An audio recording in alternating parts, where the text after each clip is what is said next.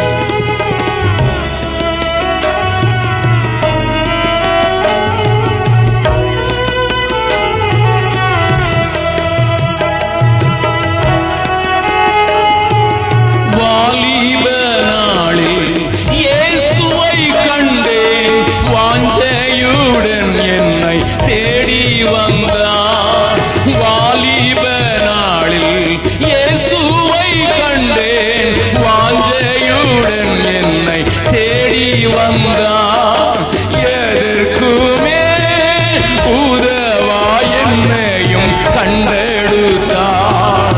இயேசுவின் அன்பை நான் என் சொல்லுவேன். எதற்குமே உதவா என்னையும் கண்டெடுத்தார். இயேசுவின் அன்பை நான் என் சொல்லுவேன். ஆனந்தமா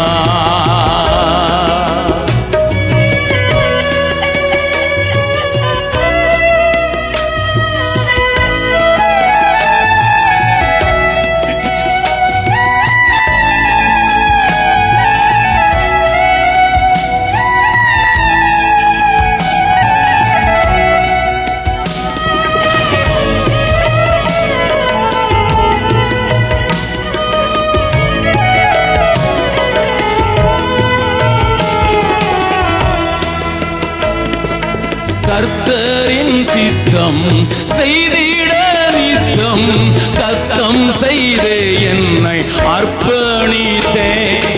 கர்த்தரின் சித்தம் செய்திட நித்தம் தத்தம் செய்தே என்னை அர்ப்பணித்தேன். இயேசுவல்லால் ஆசை பூவியில் வேறே இல்லை என்றும் எனக்கவர் இயேசுவல்லால் ஆசை பூவியில் வேறே இல்லை என்றும் எனக்கவர் ஆதரவே. ஆனந்தமா இன்ப காணான் ஏகிடுவே தூய பிதாவின் முகம் தரிசிப்பே. நாளுக்கு நாள் அற்புதமாய் என்னை தாங்கிடும் நாதன் இயேசு என்னோடிருப்பார். நாளுக்கு நாள் அற்புதமாய் என்னை தாங்கிடும் நாதன் இயேசு என்னோடிருப்பார். இயேசு கிறிஸ்துவின் இன்ப நாமத்தில் ஜெபம் கேளும் நல்ல பிதாவே, ஆமென். கடந்த 3 நாட்களாக ஒரு பெரிய செய்தியை உங்களோடு கூட சுருக்கமாக நான் பேசி வருகிறேன். இன்றுதான் வர முடிந்தது சகோதரரே என்று சொல்லுகிறவர்களுக்காக முதல் நாளிலையும் இரண்டாவது நாளிலேயும் மூன்றாவது நாளிலேயும் நான் பேசின செய்திகளை உங்களுக்கு நான் கொஞ்சம் காண்பித்து கொடுத்துவிட்டு சில நிமிடங்களில் அதை சொல்லிவிட்டு இன்றைய செய்திக்குள் நான் கடந்து போக விரும்புகிறேன். முதல் நாளிலே ஆண்டவர் பிதாவாகிய தேவனும் குமாரனாகிய ஆண்டவரும் பரிசுத்த ஆவியானவரும் நமக்கு எதையெல்லாம் தந்திருக்கிறார், எந்த நிலைமையில் தந்திருக்கிறார் என்று சொல்லி, அதோடு ஆண்டவருடைய நோக்கம் நின்று விடாமல் நீங்களும் நானும் வளர வேண்டும் என்கிற ஒரு பெரிய நோக்கத்தோடு கூட தேவன் மனிதர்களை ஈவாக தந்திருக்கிறார் என்பதனை நான் உங்களுக்கு விளக்க ஆரம்பித்தேன். அதைத்தான் எபேசியரின் 4வது அதிகாரம் 11வது வசனத்திலிருந்து 15வது வசனம் அடங்கியிருக்கிற செய்திகளுக்குள் நீங்கள் பார்க்கிறீர்கள் என்று நான் சொன்னேன். தேவன் தம்முடைய சபை மகிமையுள்ளதாக, கரை திரை இல்லாததாக, பிழை இல்லாததாக, மனுஷகுமாரனாகிய அந்த மணவாளனுக்கு ஏற்ற மணவாட்டியாக மாற வேண்டும் என்று துடிக்கிறவர் என்பதை நான் முதல் நாளிலே கொஞ்சம் சொல்லி, நீங்கள் அவருடைய பூரணத்துக்கு தக்க அந்த வளர்ச்சிக்கு தக்கதாக வளர வேண்டும் என்று சொல்லி, கிறிஸ்துவாகிய தலையை பற்றி கொண்டு நீங்கள் வளர வேண்டும் என்று சொல்லி, தேவன் நல்ல தெளிவான அறிவை கொண்ட திறமையுள்ளவர்களை அல்ல, ஆனால் அபிஷேகத்தை கொண்ட மனிதர்களை தேவன் தந்திருக்கிறார் என்று சொல்லி, அந்த மனிதர்களை நான் உங்களுக்கு அடையாளம் காட்ட ஆரம்பித்தேன். அதனுடைய தேவையை நான் முதல் நாளிலே சொன்னேன். ஏனென்றால் அந்த 14வது வசனத்தை மறுபடியும் வாசிக்கலாம். எபேசியர் 4வது அதிகாரம் 14வது வசனத்திலே ஏன் இதை ஏற்படுத்தினார் என்பதற்கு ஆண்டவர் தெளிவாக பேசுகிறார். 14, 15 வாசிக்கலாம். நாம் இனி குழந்தைகளாயிராமல் மனுஷருடைய சூதும் வஞ்சிக்கிறதற்கு ஏதுவான தந்திரமும் உள்ள போதகமாகிய பலவித காற்றினாலே அலைகளைப் போல அடிபட்டு அலைகிறவர்களாக இராமல் அன்புடன் சத்தியத்தை கைக்கொண்டு தலையாகிய கிறிஸ்துவுக்குள் எல்லாவற்றிலேயும் நாம் வளருகிறவர்களாய் இருக்கும்படியாக அப்படி செய்தார். இந்த வசனத்திலே ஏன் நாம் இப்படி வளர வேண்டும் என்பதை காரியத்தோடு கூட ஆண்டவர் பரிசுத்த ஆவியானவர் பவுலின் மூலமாக தெளிவான ஒரு எச்சரிப்பையும் சொல்லி இருக்கிறார். என்னவாம்? நாம் அசைகிறவர்களாக, அலைகளிலே அடிபட்டு அசைகிறவர்களாக இருக்கக்கூடாது என்பதை ஆண்டவர் தெளிவாக அறிந்தபடியினாலே அதை எழுதியிருக்கிறார். அந்த அலைகள் என்று சொல்லுகிறது எதனால் ஏற்படுகிறது என்பதையும் ஆண்டவருடைய அந்த பரிசுத்தவான் எழுதியிருக்கிறார். பலவிதமான உபதேச காற்று, தந்திரத்துக்கு ஏதுவானது, சூதுக்கு ஏதுவானது, வஞ்சிக்கிறதுக்கு ஏதுவான போதக காற்று நம்மை அங்கும் இங்கும் அலசடிப்படைய வைக்க விடுவதால் நாம் வளர வேண்டிய அளவுக்கு வளர முடியாமல் போகுவதற்கான வாய்ப்பு உண்டு என்று சொல்லி நான் அதனுடைய அத்தியாவசியத்தை முதல் நாளிலே உங்களோடு கூட சொன்னேன். சென்னை பகுதிகளிலே மாத்திரமல்ல, சென்னையில் மாத்திரமல்ல, உலகமெங்கும் நடக்கிற பலவிதமான கோளாறு பிரசங்கங்களையும் போதகங்களையும் நான் சிலவற்றை சுட்டி காட்டினேன். முதல் நாளிலே வந்தவர்கள் சொன்னார்கள், ஐயா இதெல்லாம் எப்படி நடக்குதுன்னு நினைச்சோம், இப்ப எங்களுக்கு தெரிஞ்சிச்சுன்னு சொன்னார்கள். இரண்டாவது நாளிலே நான் அதனை நிறுத்துவதற்கும் அதனை சரி செய்வதற்கும் தேவன் தந்திருக்கிற 4 மனிதர்கள் 5 விதமான ஊழியத்தை செய்வதை நான் உங்களுக்கு சுட்டிக்காட்டி அப்போஸ்தலர்களை குறித்து பேச ஆரம்பித்தேன். அப்போஸ்தலர்களையும் அப்போஸ்தல ஊழியத்தையும் நீங்கள் அறிந்து கொள்ள வேண்டும் என்பதற்காக வேதத்தின் அடிப்படை சத்தியங்களை கொஞ்சம் நான் நேற்றும் முந்தின நாளும் அப்போஸ்தலர்கள் ஊழியத்தின் அவசியத்தையும் அப்போஸ்தலர்களின் முக்கியத்துவத்தையும் நான் உங்களுக்கு சொன்னேன். அன்றைக்கு நமக்கு முன்மாதிரியாக இருந்த பிரதான அப்போஸ்தலனாகிய இயேசு கிறிஸ்துவையும், அதோடு கூட ஒருவன் கிறிஸ்துவை பின்பற்ற விரும்பினால் என்னை பின்பற்ற கடவன் என்று சொல்லக்கூடிய தைரியமிக்க பவுலின் அப்போஸ்தல வாழ்க்கையும், அவருடைய லைஃப் ஸ்டைல், அவருடைய வாழ்க்கை முறை, அவருடைய போதகம், அவருடைய வாழ்ந்த வாழ்வு, இவைகளை நான் உங்களுக்கு சுட்டிக்காட்டி நான் எப்படி வாழ்கிறேன், அதற்காகத்தான் இவர்களை நான் பின்பற்றுகிறேன் என்று என்னுடைய வாழ்க்கையில் இருந்தும் சில காரியங்களை ஆங்காங்கே சுட்டிக்காட்டி நான் உங்களோடு கூட பேசினேன். ஆனால் அப்போஸ்தலர் என்று சொல்லப்படுகிற இன்றைக்கு அநேகர் நாங்கள் தேவனால் அனுப்பப்பட்டவர்கள் என்று சொல்கிறவர்கள் தங்களுடைய வாழ்க்கையிலே எப்படி இருக்கிறார்கள் என்பதையும் நான் உங்களுக்கு காண்பித்து, அதற்கு காரணம் பாபிலோனிய ஆவி இன்றைக்கு சபைகளுக்குள்ளே புகுந்து பாபிலோனிய முறைகளை சபைக்குள்ளே கொண்டு வந்து விட்டது என்பதனை உங்களுக்கு காண்பித்து, ஆகையினால் தான் வெளிப்படுத்தின விசேஷம் 17வது 18வது அதிகாரத்திலே பாபிலோனை தேவன் விழத்தள்ளின போது அது விழுந்தது என்று சொல்லுகிறதோடு நிற்காமல், அதன் நிமித்தம் அப்போஸ்தலர்களே தீர்க்கதரிசிகளே களிகூறுங்கள் என்று ஆண்டவர் அந்த பாபிலோனுடைய விழுகையை காண்பித்தார் என்று நேற்றைய தினத்திலே சொன்னேன். அந்த பாபிலோனிக்குள்ளே வாசம் பண்ணுகிற சீயோன் குமாரத்தியாக தேவனுடைய சபை அதை விட்டு வெளியே வர வேண்டிய அவசியத்தையும், அந்த சிஸ்டத்தை விட்டு வெளியே வர வேண்டிய அவசியத்தையும் சொன்னேன். I didn't say you must come out of your church, but if your church follows the system, if your meetings follows the Babylonian spirit, come out of it. You come out of that system. நன்றாய் கவனியுங்கள். பாபிலோனை குறித்து நான் பேச வேண்டும் என்றால் ஒரு மாதம் இங்கே உட்கார்ந்து பாபிலோனின் கிரியைகளை நான் உங்களுக்கு காண்பிக்க முடியும். தான் மட்டும் வாழ வேண்டும், தான் வாழ வேண்டும், பெரிய கோபுரம் கட்ட வேண்டும் என்கிற அந்த காரியத்தை நீங்கள் ஊழியங்களை கொஞ்சம் தட்டி பார்த்தால் தெரியும். ஹலோ, நன்றாய் கவனியுங்கள் ஐயா. 11வது அதிகாரம் ஆதியாகமத்திலே அதை கொஞ்சம் வாசிக்கலாம், ஒரு வசனத்தை வாசிக்கலாம். 11வது அதிகாரம் ஆதியாகமத்திலே அவர்கள் பேசிக்கொண்ட ஒரு வார்த்தையை தெரிந்தவர்கள் உண்டு, தெரியாதவர்களுக்காக நான் வாசித்து காண்பிக்க விரும்புகிறேன். வாசிக்கலாம். ஆதியாகமம் 11வது அதிகாரம் 4வது வசனத்தை வாசிக்கலாம். பின்னும் அவர்கள் நாம் பூமியின் மீதெங்கும் சிதறி போகாதபடிக்கு நமக்கு ஒரு நகரத்தையும் வானத்தை அளாவும் சிகரமும் உள்ள ஒரு கோபுரத்தையும் கட்டி நமக்கு பேர் உண்டாக பண்ணுவோம் வாருங்கள் என்று சொல்லிக் கொண்டார்கள். எனக்கு இந்த கோபுரம் வந்ததுனால கொஞ்சம் சாக்குதான். பக்கத்துல சொல்லுங்க, அகஸ்டின் ஜெபக்குமாருக்கு பயமா இருக்கான்.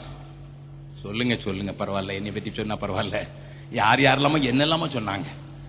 6 மாசத்துக்கு முன்னால நான் படுக்கையில் இருக்கும்போது கன்னியாகுமரி முழுவதும் சொன்னாங்க, பாதி விழுந்து போச்சு, மீதி தான் இருக்குது. அல்லேலூயா, அவர் எழும்ப மாட்டாரு அப்படின்னு சொன்னவர்கள் உண்டு. அல்லேலூயா. இனிமே கேன்சர் அவருக்கு தொண்டையில வந்ததுனால கத்த மாட்டாருன்னு சொன்னது உண்டு. தேவனே அவர் வாய் அடைச்சிட்டார், தொண்டை அடைச்சிட்டாருன்னு சொன்னது உண்டு. நான் சொல்லுறேன், தேவன் தொண்டை இன்னும் திறந்திருக்கிறார். அல்லேலூயா. அதனால சொல்லலாம், தைரியமா சொல்லலாம், பயப்படுறாரு. இவர் பயப்படுறாரு. எனக்கு கோபுரம் சொன்னாலே கொஞ்சம் பயம்தான். அது எந்த சபையின் கோபுரமா இருந்தாலும் சரிதான், அது வேற கோபுரமா இருந்தாலும் சரி. அல்லேலூயா. ஏன்னா கோபுரம் கட்டுவாங்க. எத்தனை பேர் மேல இருக்கலாம்னு கேட்டா காக்கா, குருவி, பருந்து. இதுக்கு இத்தனை கோடி செலவழிச்சாங்க மேல கொண்டு கட்டணுமா கேட்டா ஊர்ல தெரியணும், சிலுவை தெரியணும். அட பாவி, உன் வாழ்க்கையை பார்த்தா பக்கத்து வீட்டுக்காரனுக்கே சிலுவை தெரிய மாட்டேங்க. ஆண்டவர் தினந்தோறும் சிலுவையை சுமந்து என் பின்னால வான்னு சொன்னாரு. இவன் சிலுவையை தூக்கி மேல கொண்டு நல்ல நியான் லைட் போட்டு அங்க வச்சிருந்தா எல்லாருக்கும் தெரியும் சொல்றாங்க அப்படின்னு சொல்றாங்க. I don't know. Your church may be a landmark. Okay. The Britishers taught us. பிரிட்டிஷ்காரனுக்கு எப்பவும் தான் ஒருத்தன் தான் உலகத்துல இருக்கிற மாதிரி நினைப்பு. பக்கத்துல சொல்லுங்க, ஆங்கிலேய ஆவி நம்ம விட்டு போகல. என் வைஃப் வீட்டுல நின்னு 4 பக்கமும் திரும்பி பார்த்தா 11 கோபுரம் தெரியும். ஏன்னா எங்க மாமனாரே கோபுரம் கட்டினார். அல்லேலூயா. நான் கேட்டேன், மாமனார் அக்கவுண்டன்டா இருந்து ரிட்டையர்ட் ஆனீங்களே எஸ்டேட்ல, ஆண்டவருக்கு என்ன சாதிச்சீங்க? என்ன மாப்பிள்ளை இப்படி கேட்டீங்க? கோபுரம் கட்டினதே நான் தான். கடைசியில சாகும்போது அவரை உள்ள கூட சேர்க்க மாட்டேன்ட்டாங்க. அல்லேலூயா. நல்ல கவனிங்க. எங்க மாமனார் வீட்டுல இருந்து சுத்தி பார்த்தேன்னா 11 கோபுரம் தெரியும். பெரிய பெரிய கோபுரம், வானளாவி. அங்க இருக்கிறதெல்லாம் புறா, அது பண்ற கக்கா, அதுதான். நல்ல கவனிங்க. இத்தனை கோடி கட்டி இப்படி கட்டணுமா ஐயா, கட்டணுமா? I don't know, you ask them. We have a favor, we have a glamour from the Britishers. சரி, எங்க ஊருக்கு தான் வந்தேன். பட்டணக்காரங்களுக்கு கொஞ்சம் புத்தி உண்டுன்னு நினைச்சா இவன் ஒரு கோபுரம் கட்டி இருக்கான். எத்தனை அர்த்தம், அதாவது 15 வருஷத்துக்கு முன்னால கோபுரம் கட்டிருக்கான். நான் கேட்டேன் அந்த ட்ரெஷரரை பார்த்து, எவ்வளவு செலவழிச்சீங்க? 72 லட்சம். 15 வருஷத்துக்கு முன்னால 72 லட்சம், இப்ப 7.5 கோடி.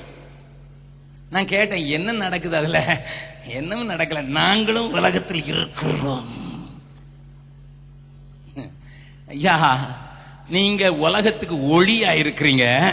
மலையின் மேல இருக்கிற பட்டணம் பக்கத்துல உங்க சொல்லுங்க, நீங்க மலையின் மேல இருக்கிற பட்டணமா இருந்தா நீங்க மறைஞ்சிருக்கவே மாட்டீங்க ஐயா, மறைஞ்சிருக்கவே மாட்டீங்க. எனக்கு ஒரு நண்பர் உண்டு, நான் ஹாலண்ட் தேசத்துல. அவர் ஒரு ஸ்ரீலங்கன். அவர் இந்துவா இருந்தாரு. அவர் இந்துவா இருக்கும்போது சினிமா ஸ்டுடியோ வச்சிருந்தார். அந்த வார்ல கொஞ்சம் சினிமா ஸ்டுடியோ எல்லாம் கொஞ்சம் போயிடுச்சு. அவருக்கும் வெளிநாடு போகணும்னு ஆசை இருந்துச்சு. அதனால எப்படியோ கள்ளத்தனமா போய் ஹாலண்ட்ல போய் சேர்ந்துட்டார். ஹாலண்ட்ல போய் சேர்ந்தா அந்த நாட்கள்ல இலங்கையில இருந்து போனவங்க எல்லாம் என்ன செய்வாங்கன்னா, ஏஜென்ட்டுக்கிட்ட காசை கொடுத்து ஏதாவது பாஸ்போர்ட்டை வாங்கி அதுல தான் போட்டோ ஒட்டி ஆம்பளைய பொம்பளை ஆக்குவான், பொம்பளைய ஆம்பளை ஆக்குவான். இதெல்லாம் இலங்கை தமிழர்களுக்கு கை வந்த கலை. ஏன்னா சிங்களவர்கள் அதனால தான் சொன்னாங்க, தமிழனுக்கு முடியல கூட மூளை இருக்குது. இப்படி போய் சேர்ந்துட்டாங்க. அவங்களுக்கு சொல்லுவேன், அவங்ககிட்டே நேரம் சொல்லுவேன். அதனால யாராவது இலங்கையில இருந்து வந்தீங்கன்னா வருத்தப்படாங்க, நான் அவங்ககிட்ட சொல்ற ஆட்கள் தான். போகும்போது என்ன செய்வான், பிளேன்ல எப்படியோ ஏறிடுவான். ஏறிட்டு பாஸ்போர்ட்டை பாத்ரூம்ல கிழிச்சு போட்டுருவான். போய் இறங்கினா பாஸ்போர்ட் இருக்காது, எங்க இருந்து வந்தேன் எப்படி வந்தேன்னு தெரியாது. உடனே அகதி கேம்ப்ல கொண்டு வச்சிருவாங்க. அதுக்கு பிறகு கேஸ் நடக்கும். அகதி கேம்ப்ல இருக்கும்போது சோறு கொடுத்துருவான், கொஞ்சம் சின்ன சின்ன வேலை கொடுப்பான், கொஞ்சம் பாக்கெட் மணி கொடுப்பான். இப்படி இருந்துட்டு கேஸ்ல ஜெயிச்சாச்சுன்னா அதுக்கு பிறகு வேலை பார்க்கலான்னு ஒரு உரிமை கொடுப்பான். சிலருக்கு சிட்டிசன்ஷிப் குடியுரிமை கொடுப்பான். இவருக்கு கேஸ் வந்துச்சு. கேஸ் வர்ற அந்த நேரத்துல அவர் ஆண்டவராய் இயேசுவை ஏற்றுக்கொண்டார். நல்லா கவனிங்க, இப்ப இயேசுவின் பிள்ளை ஆயிட்டாரு. ஆனா கேஸ் கொடுக்க முன்னால அகதியா வந்த போது எழுதினாரு, என்ன வார்ல எங்க அப்பாவை கொன்னுட்டான், எங்க அம்மாவை கொன்னுட்டான், நான் மட்டும் 10 பழிச்சுன்னு ஓடி வந்தேன் அப்படின்லாம் எழுதி கொடுத்திருந்தாரு. ஆனா அதெல்லாம் நடக்கல. கொஞ்சம் பொருள் சேதம் உண்டானது உண்மைதான், நடக்கல. இப்ப ஆண்டவர் ஏற்றுக்கொண்டார். இப்ப ஆண்டவர் ஏற்றுக்கொண்ட உடனே அவருக்கு அங்க கிடைச்ச சின்ன வேலை என்ன தெரியுமா? வாஷிங் மிஷின்ல துணியை போட்டு வெளுத்து கொடுக்க வேண்டியது. அவர் சொன்னார், ஆண்டவரே என்னைய வண்ணானா ஆக்கிட்டீர், ஆண்டவரே என்னைய டோபி ஆக்கிட்டீர். இந்த ஊர்ல வந்து நாங்க சினிமா ஸ்டுடியோவுக்கு பெரிய ப்ரொப்ரைட்டர், பெரிய ஓனர், இங்க வந்து என்னை இப்படி ஆக்கிட்டீரே அப்படின்னு சொல்லி அவர் ஜெபம் பண்ணும்போது ஆண்டவர் சொன்னார், நானும் வண்ணான் தாண்டா. மல்கியா தீர்க்கதரிசி எடுத்துப்பாரு, நானும் வண்ணான் தாண்டா, ஓன் ஜாதி தான் நான் சொன்னோன்னே இவருக்கு ஒரே சந்தோஷம். அல்லேலூயா. சரி, ஆண்டவர் ஜாதி தான். இப்ப ஆண்டவருக்காக எப்படியா நிக்கணும்னு வேலைக்கு வந்துட்டு, ஏன்னா வண்ணாரை போல சவுக்காரத்தை உபயோகப்படுத்தி சுத்தப்படுத்துறோன்னு இருக்கு. நீங்க எல்லாம் வாசிக்கிற நேரம் இல்ல, நல்லா கவனிங்க. சரின்னு சொன்னோன்னே இனிமே ஆண்டவருக்காக நிக்கணும்னு சொல்லி இப்ப கோர்ட்ல கேஸ் வந்த போது நீதிபதிக்கு முன்னால போனோம். ஃப்ரெண்ட்ஸ் எல்லாம் சொன்னாங்க, டே என்ன எழுதி கொடுத்துருக்கோ அது கேட்டா ஆமா ஆமா ஆமா சொல்லணும், தெரியுதா? இவர் சொன்னா, நான் இயேசுவின் பிள்ளை, எங்க அப்பா அம்மா குண்டு போட்டு செத்துட்டாங்கன்னு அவன் உயிரோட இருக்கிறாங்க, என்னையும் குண்டு வச்சு துரத்தினா ஒருத்தனும் துரத்தல, நான் தான் ஓடி வந்தேன், அயல் நாட்டு போகணும்னு ஆசையா இருந்தது, இதான் சான்ஸ் ஃபுளுக்கில் ஓடி வந்தேன், நான் எப்படி போய் சொல்றது அப்படின்னு சொன்ன உடனே கேஸ் வந்தது. அங்க நீதிபதி உட்கார்ந்து இருந்தாரு. நீதிபதி உட்கார்ந்து இருந்த உடனே அவர் கேட்டாரு, நீ எதற்கு இந்த நாட்டுக்கு வந்தாய்? சொன்னாரு, கொஞ்சம் வசதியா இருக்கலாம்னு சொல்லிதான். உங்க அம்மா அப்பா செத்தாங்களா? உயிரோட இருக்காங்க, கல்லு மாதிரி. மறுபடியும் எப்படி எழுதுன? அப்ப சொன்னாரு, ஐயா நான் ஒரு இந்துவா இருந்தேன், அதனால ஏதாவது பொய் சொல்லி உள்ள வந்துடும் சொல்லி எண்ணத்திலாம எழுதி கொடுத்து எப்படியோ உள்ள வந்துட்டேன்யா. இப்ப நான் இயேசு கிறிஸ்துவை ஏற்றுக்கொண்டேன். அந்த சத்திய பரர் என்னோடு கூட வாழ்கிறபடினால நான் சத்தியம் தான் சொல்லுவேன். நீங்க வேணா என்னை எங்க ஊருக்கு அனுப்பிச்சிடலாம், அங்க நிலைமை சரியில்லைனாலும் ஊருக்கு அனுப்பிச்சிடலாம், ஆனா நீங்க தயவு காட்டீங்கன்னா இந்த ஊர்ல இருக்கேன். நீதிபதி சொன்னார், உன்ன மாதிரி உண்மை பேசுற ஆள் தான் எங்க ஊருக்கு வேணும், உனக்கு சிட்டிசன்ஷிப் கொடுக்குறேன்னு குடியுரிமை கொடுத்துட்டாரு. அல்லேலூயா.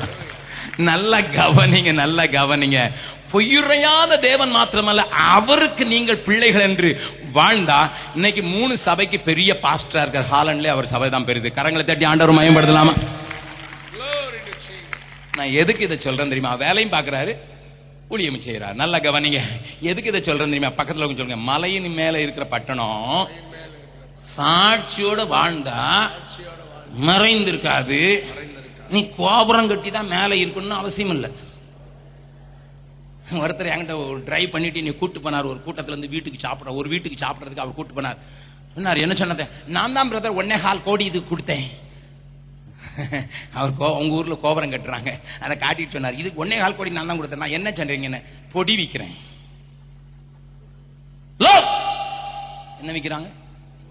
எல்லாருக்கும் மூக்கலை ஏத்திட்டு இவர் கோபுரம் கட்டுறார். இந்த கோபுரம் எங்க போய் நிக்க போகுது? நீ பொடி வியாபாரத்தை முதல்ல விட்டு, நீ கோபுரம் கட்டுறது விட்டு அங்க அக்குமார்க் பொடி, இந்த பொடி, அந்த பொடின்னு மூக்கனாம் பொடி போட்டுட்டு நீ அந்த பணத்துல எடுத்து கோயில் கட்டி. அதான் சொன்னார் ஆண்டவர், இஸ்ரவேல் என்னை அறியாமல் இருந்து கோயில்களை கட்டுகிறான். காசு கொடுப்பான்னு உன் பின்னால பல ஊழியக்காரர் வரலாம், பட் அகஸ்டின் ஜெபக்குமார் வர மாட்டார்.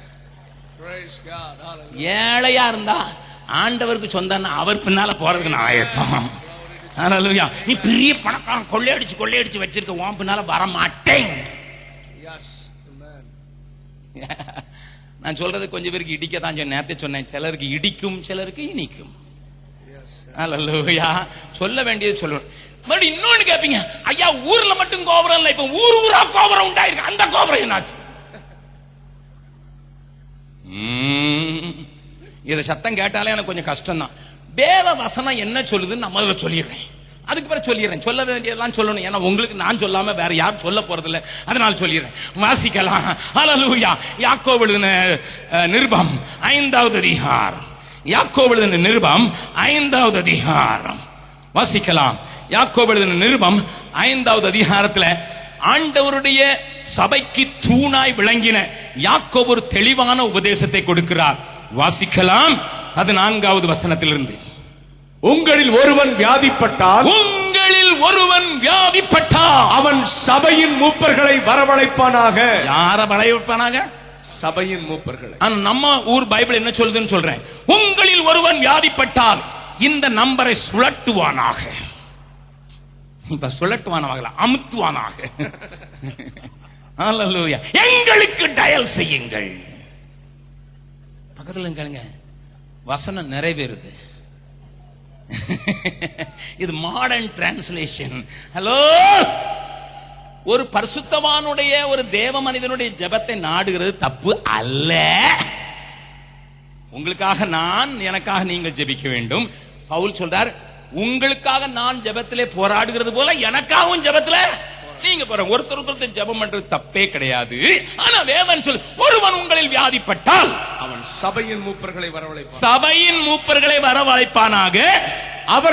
அவர்கள் கர்த்தருடைய நாமத்தினாலே அவனுக்கு எண்ணெய் பூசி அவனுக்காக ஜெபம் பண்ண கடவர்கள். நம்ம பைபிள் என்ன தெரியுமா? அவர்கள் கர்த்தருடைய நாமத்தினாலே ஜெப எண்ணெயை பூசி. என்ன பூசி? இங்க எழுதிருக்கு எண்ணெய் பூசி ஜெபம் பண்ணுங்க.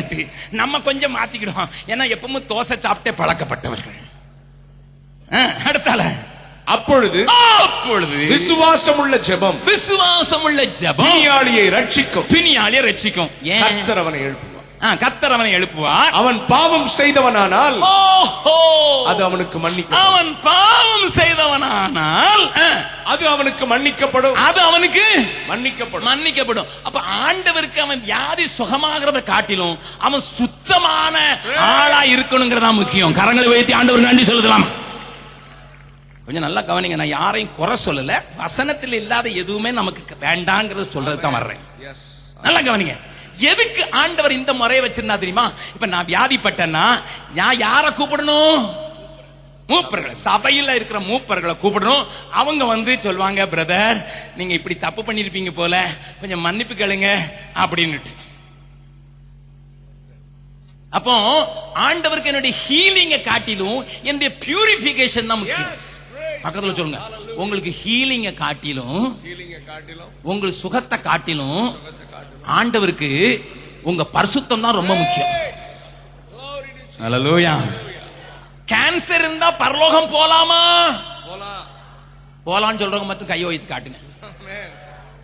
கையை கீழே போடு. எய்ட்ஸ் வியாதி இருந்தா போலாமா? பரிசுத்தம் இல்லாம இருந்தா போலாமா? முடியாதா? கொஞ்சம் பின்னால இருக்கும் காட்டுங்க. என்ன முடியாதுன்னா நீங்க கையை எப்படி அசைச்சு காட்டுனீங்கன்னா என்ன தெரியும்? முடியாதா? ஓஹோ, அதனாலதான் சொன்னாரு ஹீல் ஆகாட்டாலும் பரவாயில்ல, நீ பரிசுத்தமா வாழணும். கரங்களை தட்டி ஆண்டவரமே. பரிசுத்தர் கூட்டம் நடுவில் ஜொலி தீடும் சுத்த ஜோதியை அருவியை இவ்வேளையில் அடியார் நெஞ்சம் வாரீரோ. அருவியை இவ்வேளையில் அடியார் நெஞ்சம் வாரீரோ. துணை வேண்டும் தகப்பனே உலகிலே, என்னை எதிர்க்கும் சக்திகள் பல உண்டு. துணை வேண்டும் தகப்பனே உலகிலே, என்னை எதிர்க்கும் சக்திகள் பல உண்டு. என் ஜீவன் எல்லை எங்கிலும் பரிசுத்தம் என எழுதும். என் ஜீவன் எல்லை எங்கிலும் பரிசுத்தம் என எழுதும். பரிசுத்தர் கூட்டம் நடுவில் ஜொலி தீடும் சுத்த ஜோதியை அருவியை இவ்வேளையில் அடியார் நெஞ்சம் வாரீரோ. அருவியை இவ்வேளையில் அடியார் நெஞ்சம் வாரீரோ. நல்லா கவனிங்க. Why the Spirit of God is very particular in calling the elders? உனக்கு பரிசுத்தத்தை உண்டாக்குறது அவனுக்கு தான் தெரியும். அவருக்கு தான் தெரியும். நீ எந்த சபைக்கு போறீரோ அங்க இருக்கிற மூப்பருக்கு தான் தெரியும், அங்க இருக்கிற பாஸ்டருக்கு தான் தெரியும் நீ என்ன அட்டகாசம் பண்றேன்னு. என்ன பெஞ்சாதி அவர் தான் போன் பண்ணி சொல்றேன், எங்க வீட்டுக்கார் கொஞ்சம் கொஞ்சம் பிந்தி வர்றாரு, என்னன்னு சாரிங்க பாஸ்டர். ஹல்லேலூயா, ஹல்லேலூயா. நீ ஜெபகோபுரத்துக்கு பிரேயர் ரிக்வெஸ்ட் அனுப்பணும், அங்கே சொல்லுவா இவர் வீட்டுக்கு பிந்தி பிந்தி வராரு, அதனால தான் வியாதி அப்படின்னு சொல்றாளா? சொல்ல மாட்டா, இங்கதான் சொல்லுவா பாஸ்டர் கொஞ்சம் விசாரிச்சு சொல்லுங்க, ஆளு கொஞ்சம் சரியில்லாத தான் வராரு. அவர் வியாதிப்பட்ட உடனே பாஸ்டர் போறாரு, பிரதர் பெஞ்சாதி கூட நீங்க சரியில்லை, பிந்தி பிந்தி வரீங்களா என்ன மாட்டேன்னு சொல்லுவோம். ஆமா பாஸ்டர் தெரியாம செஞ்சுட்டேன், மன்னிச்சிங்க பாஸ்டர், தேவனிடத்துல மன்னிப்பு வாங்க. அவர் உடனே பெண்ணை பூசி ஜெபம் பண்ணா, விசுவாசம் உள்ள ஜெபம் பின்னியாச்சு. God is very important about the local church. சபைக்கு அத்தனை முக்கியத்துவம் தேவன் கொடுத்திருக்கிறாரு. ஸ்தல சபைக்கு இதுக்கு உறவு, இங்க இருக்கிற உறவு, இங்க இருக்கிற பரிசுத்தத்தை காத்துக்கொள்வதற்கு தான் மூப்பர்களை தேவன் வைத்திருக்கிறார். அவர்கள் குறித்து வேதம் சொல்லுது, என்ன சொல்லுது தெரியுமா? அவர் இரவும் பகல், உங்கள் நடத்துகிறவர்கள் உங்களுக்காக உத்தரவாதம் செய்கிறவர்களாய் இரவும் பகலும் உங்களுக்காக வேண்டுதல் செய்கிறார்கள். அவங்க ஹல்லேலூயா. நல்லா கவனிங்க, வசனம் தெரியாதனால தான் நம்ம எங்கேயோ ஆட்டு மந்த மாதிரி போயிட்டு இருக்கோம். லிசன். ரெண்டாவது, அவங்க எதுக்கு தெரியுமா எங்களுக்கு ஜெபம் பண்ணுங்க நாங்க பண்றோங்கிறாங்க? அவங்க மறுபடியும் ரோமன் கத்தோலிக்கத்துக்கு உங்களை கொண்டு போறாங்க. நமக்கு பேரு புராட்டஸ்டன்ட்ஸ், ஸ்டண்ட் அடிக்கிற புராட்டஸ்ட் இல்ல. ஹல்லேலூயா. புராட்டஸ்டன்ட் ரோமன் கத்தோலிக்கர் நமக்கு பேர் கொடுத்தாங்க. யாராவது ரோமன் கத்தோலிக்கர் இருந்தாங்கன்னா நான் சொல்றதை நல்லா கேளுங்க. ஐயா, நம்ம ரோமன் கத்தோலிக் சபைக்கு போனா எதுக்கு வேளாங்கண்ணி போகும், எதுக்கு அந்தோனியார் கோயில் போகும்? அந்தோனியாரே எங்களுக்காக வேண்டிக் கொள்ளுங்க. ஹல்லேலூயா. மாதாவே நீங்க தான் ரொம்ப நியரா உட்கார்ந்துருக்கீங்க, அதனால கொஞ்சம் வேண்டிக் கொள்ளுங்க. நீங்க தான் பக்கத்துல உட்கார்ந்துருக்கீங்க மாதாவே, அதனால வேண்டிக் கொள்ளுங்க. மிகாவேலே எங்களுக்காக கொஞ்சம் வேண்டிக் கொள்ளுங்க. அருளப்பரே உமக்கு தான் அருள் கிடைச்சது, எங்களுக்கு கிடைக்கவே கிடைக்காது, அதனால நீங்க கொஞ்சம் வேண்டிக் கொள்ளுங்க அப்படின்னு ரோமன் கத்தோலிக்கர்கள் சொன்னதை மறுத்து, இது வேதத்துல இல்லாதது, எங்களுக்கும் தேவனுக்கும் மத்தியஸ்தர் எங்கள் இயேசு ஒருவரே சொன்னதுனால தான் வெளியே வந்தோம். ஆனா இவங்க என்ன சொல்றாங்க தெரியுமா? நாங்க அங்க ஆலோசனை சங்கத்துல உட்கார்ந்துருக்கோம், நான் இங்க இருந்து ஒரு டைரக்ட் அவர் அங்க இருந்து அங்க ஒரு அவர் சொல்ல இயேசு சொல்றான் பாரு கொஞ்சம் கேளும் அப்படி சொல்லிவாரு. ரெக்கமெண்டேஷன் நாங்க தான் பண்ண முடியும், நாங்க 24 hours முழங்கால நிக்கிறோம், வேற ஒண்ணும் செய்யறது இல்ல. Listen, they are taking you back to the dark ages. உங்களை மீண்டும் இருண்ட காலம், சபை இருண்ட காலத்துல இருந்த இருண்ட காலத்துக்கு இழுத்துட்டு போறாங்க. அதனாலதான் என்ன சொல்றாங்க? ஆஸ்திரேலியாவுக்கு போயிருந்தேன். சென்னையை சேர்ந்த ஒரு நண்பர் என்னை தான் வீட்டுக்கு கூப்பிட்டாரு. நாங்க 2 பேரும் பிரியாணி சாப்பிட்டுக்கிட்டு இருக்கோம். அவர் சொன்னார், அண்ணே இந்தியால இருந்து வந்திருக்கீங்க, எல்லாம் ஆஸ்திரேலியா சாப்பாடு சாப்பிட்டு உங்களுக்கு வெறுத்துருக்குனே, அதனால ஃபர்ஸ்ட் கிளாஸ் இன்னைக்கு நானே பிரியாணி செய்து போடுறேன். பிரியாணி போட்டு நல்லா டேபிள்ல உட்காந்து நாங்க 2 பேரும் சாப்பிட்டுக்கிட்டு இருக்கோம்.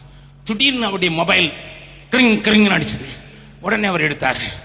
எடுத்த உடனே அங்க சொல்லியிருந்தா என்ன சொன்னாங்க, ஐயா நான் வயிற்று வலியில ரொம்ப கஷ்டப்படுறேன், உயிர் போரும் போல இருக்குன்னு ஒரு சிஸ்டர் சொல்றாங்க. உடனே இவர் சொல்ற, சிஸ்டர் நான் உபவாசித்து முழங்கால நின்று உங்களுக்காக ஜபிக்கிறேன், தேவன் உங்களை பார்த்து சொல்றாரு, ஹல்லேலூயா, இப்பமே கர்த்தருடைய வல்லமை உன் மேல இறங்குது. எனக்கு ஒண்ணுமே விளங்கல. என் கூட நின்று பிரியாணி ஒழுங்கிக்கிட்டு இருக்கான். நடந்ததை சொல்றேன், நீங்க வேணா நான் அட்ரஸ் தரேன், நீங்க அவட்ட கேட்டு பாருங்க. பிரியாணி பிடிச்சமுத்திட்டு இருக்கான். கேட்டா உபவாசத்து முழங்கால நிக்கிறேங்கிறான். கால் மேல காலை போட்டு பிளேட்டை கையில வச்சு உழுங்குன்னு ஒழுங்கிட்டு இருக்கான். வான்கோழி பிரியாணி வேற, அதுவும் வான் கோழி, சாதாரண கோழி சாப்பிடல, வான் கோழி சாப்பிட்டுக்கிட்டு இருக்கான். வானத்துல இருந்து வந்த கோழி சாப்பிட்டு இருக்கான். இவன் சொல்றான், நான் உங்களுக்கா கண்ணீரோடு, அவங்களும் பிரதர் நீங்க கண்ணீரோடு ஜோம் பண்ணுங்க பிரதர், உபவாசம் பண்ணி ஜோம் பண்ணுங்க பிரதர். அப்ப அவர் கேட்கிறாரு, எங்க போறீங்க? நான் டியூட்டிக்கு போயிட்டு இருக்கேன். நீ பட்னியா கூட? நான் ஏன் வேலையை பார்த்து நான் சம்பளத்தையே பண்ண போவேன், வயிற்று வலிக்கிறான், நீ லீவ் போட்டானே, ஆண்டோடத்து போய் ஆண்டவரே நீ சுகமாக்குன்னு கேட்டானே, யாராவது ஒருத்தர் ஜெபம் பண்ணி அவர் தான் நீ. நான் கேட்டேன், அவர் பேர் சொல்ல விரும்பல. நான் கேட்டேன், என்ன தம்பி இந்த மாதிரி பண்றீங்களே, என்ன செய்யறதுன்னு. அங்க கால் டைவர்ட் போட்டு இருக்காங்க. எங்க ஆபீஸ் எல்லாம் ஒருத்தரும் கிடையாது, அந்த கோபுரத்துல ஒருத்தரும் கிடையாது. போன் வந்த உடனே 4 பேருக்கு போகும், யார் முந்தி எடுக்கிறாங்களோ அவங்க ஜெபம் பண்ணிட வேண்டியது. ஆறுதலா இருக்கட்டும்னு சொல்றானே.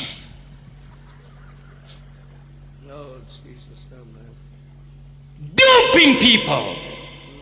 Yes, Lord. I am not telling a lie. ஏன்னா இது நம்ம இருண்ட காலத்துக்கு திரும்ப கொண்டு போவோம். பக்கத்துல சொல்லுங்க, சத்தியத்தினால விடுதலையானா நான் இன்னும் ஒளியின் மேல ஒளிக்குள்ள நடப்பதுதான் எனக்கு பிரியம். நான் இருட்டுக்குள்ள போக மாட்டேன். நல்ல கையாசை சொல்லுங்க. நீங்க போறீங்களான்னு கேட்காதீங்க, அவங்க அடிச்சு விடுவாங்க. நீங்க சொல்லுங்க, நான் போக மாட்டேன். Taking us back to the Roman Catholic things. இன்னொரு போன் கால் சொல்றேன், இதெல்லாம் உங்களுக்கு எப்படி தெரியும் கேட்காதீங்க. உலகம் முழுவதும் சுத்திக்கிட்டு இருக்கேன். அங்க ஒருத்தரை போலீஸ் கைது பண்ணி போயிட்டான். ஏன்னா இவர் கள்ள நோட்டு மாத்தினார். என்ன மாத்தினாரு? கள்ள நோட்டுன்னு தெரிஞ்சு மாத்தினாரு. அதனால போலீஸ் கை பண்ணிட்டு போயிருக்கான். அவர் மொபைல்ல போன் பண்றாரு, பிரதர் என்ன போலீஸ் பிடிச்சு சிறையில் அடைக்க கொண்டு போறான், ஜெபம் பண்ணுங்க. அங்க இருக்கிற ஒரு ஜெபம் பண்றாரு, ஆண்டவரே பவுலும் சீலாவையும் விடுதலையாக்கினவர், சிறைச்சாலை கதவுகளை உடைத்து அஸ்திவாரங்களை அசைத்து. ஏன்னா அவருக்கு என்ன தெரியும், பாவம், அவரு 5000 ரூபாய் சம்பளத்துக்கு இருக்கிறாருங்க, அவருக்கு தெரிஞ்சதுதான், அவருக்கு சொல்லியிருக்காங்க இந்த மாதிரி. இப்போ மூப்பர்களை கூப்பிட்டா, துன்பப்பட்ட மூப்பர்களை கூப்பிட்டா சொல்ல, மூப்பர் சொல்வாரு, நான் உன்னைக்கு அப்பமே சொன்னேன் கள்ள நோட்டு மாத்தாத, நீ அடிக்கல ஆனா மாத்தாத, இந்த வேலையை நீ செய்யாதுன்னு சொன்னல, நீ இப்ப மனம் திரும்பு, நான் போய் ஜட்ஜிட்ட பேசுறேன். அப்போ உன்னை ஒரு மாயையில தள்ளி நீ பாவத்திலிருந்து விடுதலையே ஆகக்கூடாதுன்னு சொல்ற ஒரு சிஸ்டம் உருவாச்சுன்னா அது தேவ திட்டம், தேவ சித்தம்னு சொல்றீங்களா? ஐயா கசை சொல்லுங்க, அப்பதான் எனக்கு தெரியும் இருக்குதா இல்லையா. இல்லையா? ஓஹோ, எதுக்கு யா அகஸ்டின் ஜெபக்குமார் கத்துறாரு? ஏதோ ஒரு மினிஸ்ட்ரிக்கு விரோதமா. whoever it may be, I never bothered. If somebody is against the word of God, if the system is against the word of God, ask my brothers, ask my people. Here is a man who is sitting, is working with me for 31 years. 31 வருஷமா என் கூட இருக்காரு. கேட்டு பாருங்க, அண்ணங்கிட்ட மட்டும் வசனத்துக்கு விரோதமா ஏதாவது நடந்துன்னா காலை ஒடிச்சிருவார். ஹலோ ஹலோ, நல்ல கவனிங்க, நல்ல கவனிங்க, நான் சொல்றத நல்ல கவனிங்க. ஏன் ஆபீஸ் வந்தீங்கன்னா ஒரு உருட்டை கட்ட வச்சிருக்கேன். I am not joking. ஏன்னா நெஹேமியாவின் ஆவி அப்பப்போ என்ன பிடிக்கும், மயிரை பிடிச்சு 2 அடி போடும் தப்பு பண்ணா. ஹல்லேலூயா. அடிபட்டவங்க இந்த கூட்டத்தில் இருக்கிறாங்க, கேட்டு பாருங்க. ஆளை காட்டி கொடுக்க மாட்டேன். ஒரு தடவை ஒரு பையனுக்கு கொஞ்சம் மென்டல் ஆயிடுச்சு. ஒரு பையனுக்கு மென்டல் ஆயிடுச்சு. என்ன மென்டல்னா, இவன் கல்யாணத்துக்கு முன்னால ஒரு பொண்ணு மேல நினைச்சுக்கிட்டே இருந்தான். மிஷினரியா வந்தவங்க என்ன பரலோகத்துல இருந்து வந்தாங்க, சபையில இருந்து தானே வந்தாங்க.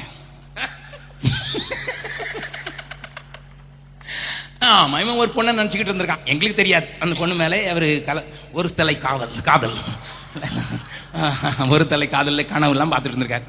எனக்கு தெரியாம ஒரு நல்ல பொண்ணு அவனுக்கு கல்யாணம் கட்டி வச்சேன். ஹலோ, மெட்ராஸ் ஆளுதான். இப்போ கல்யாணம் கட்டி வச்சாலும் இவருக்கு எது ஞாபகம் இருந்தது? இவ கட்டே சொல்ல ஆரம்பிச்சார், அவளைத்தான் கட்ட வேண்டும் என்று நினைத்தேன். அகஸ்டின் ஜெபக்குமாருக்கு வெளிப்பாடு வித்தியாசமா இருக்குது. நான் அவனை கூப்பிட்டு, அவன் குடும்பத்தை கூப்பிட்டு, பிள்ளைய கூப்பிட்டு, 2 குடும்பத்தையும் நல்லா பேசிதான் டை கட்டியான்னு ஆடு மாதிரி தலையசிச்சுட்டு, இப்ப கல்யாணத்துக்கு பிறகு அவளையே நினைச்சுக்கிட்டு இருந்தனால கொஞ்சம் என்ன ஆயிடுச்சு, மென்டல் ஆயிடுச்சு. மென்டல் ஆனா கொஞ்சம் அதிகமாகவே ஆயிடுச்சு.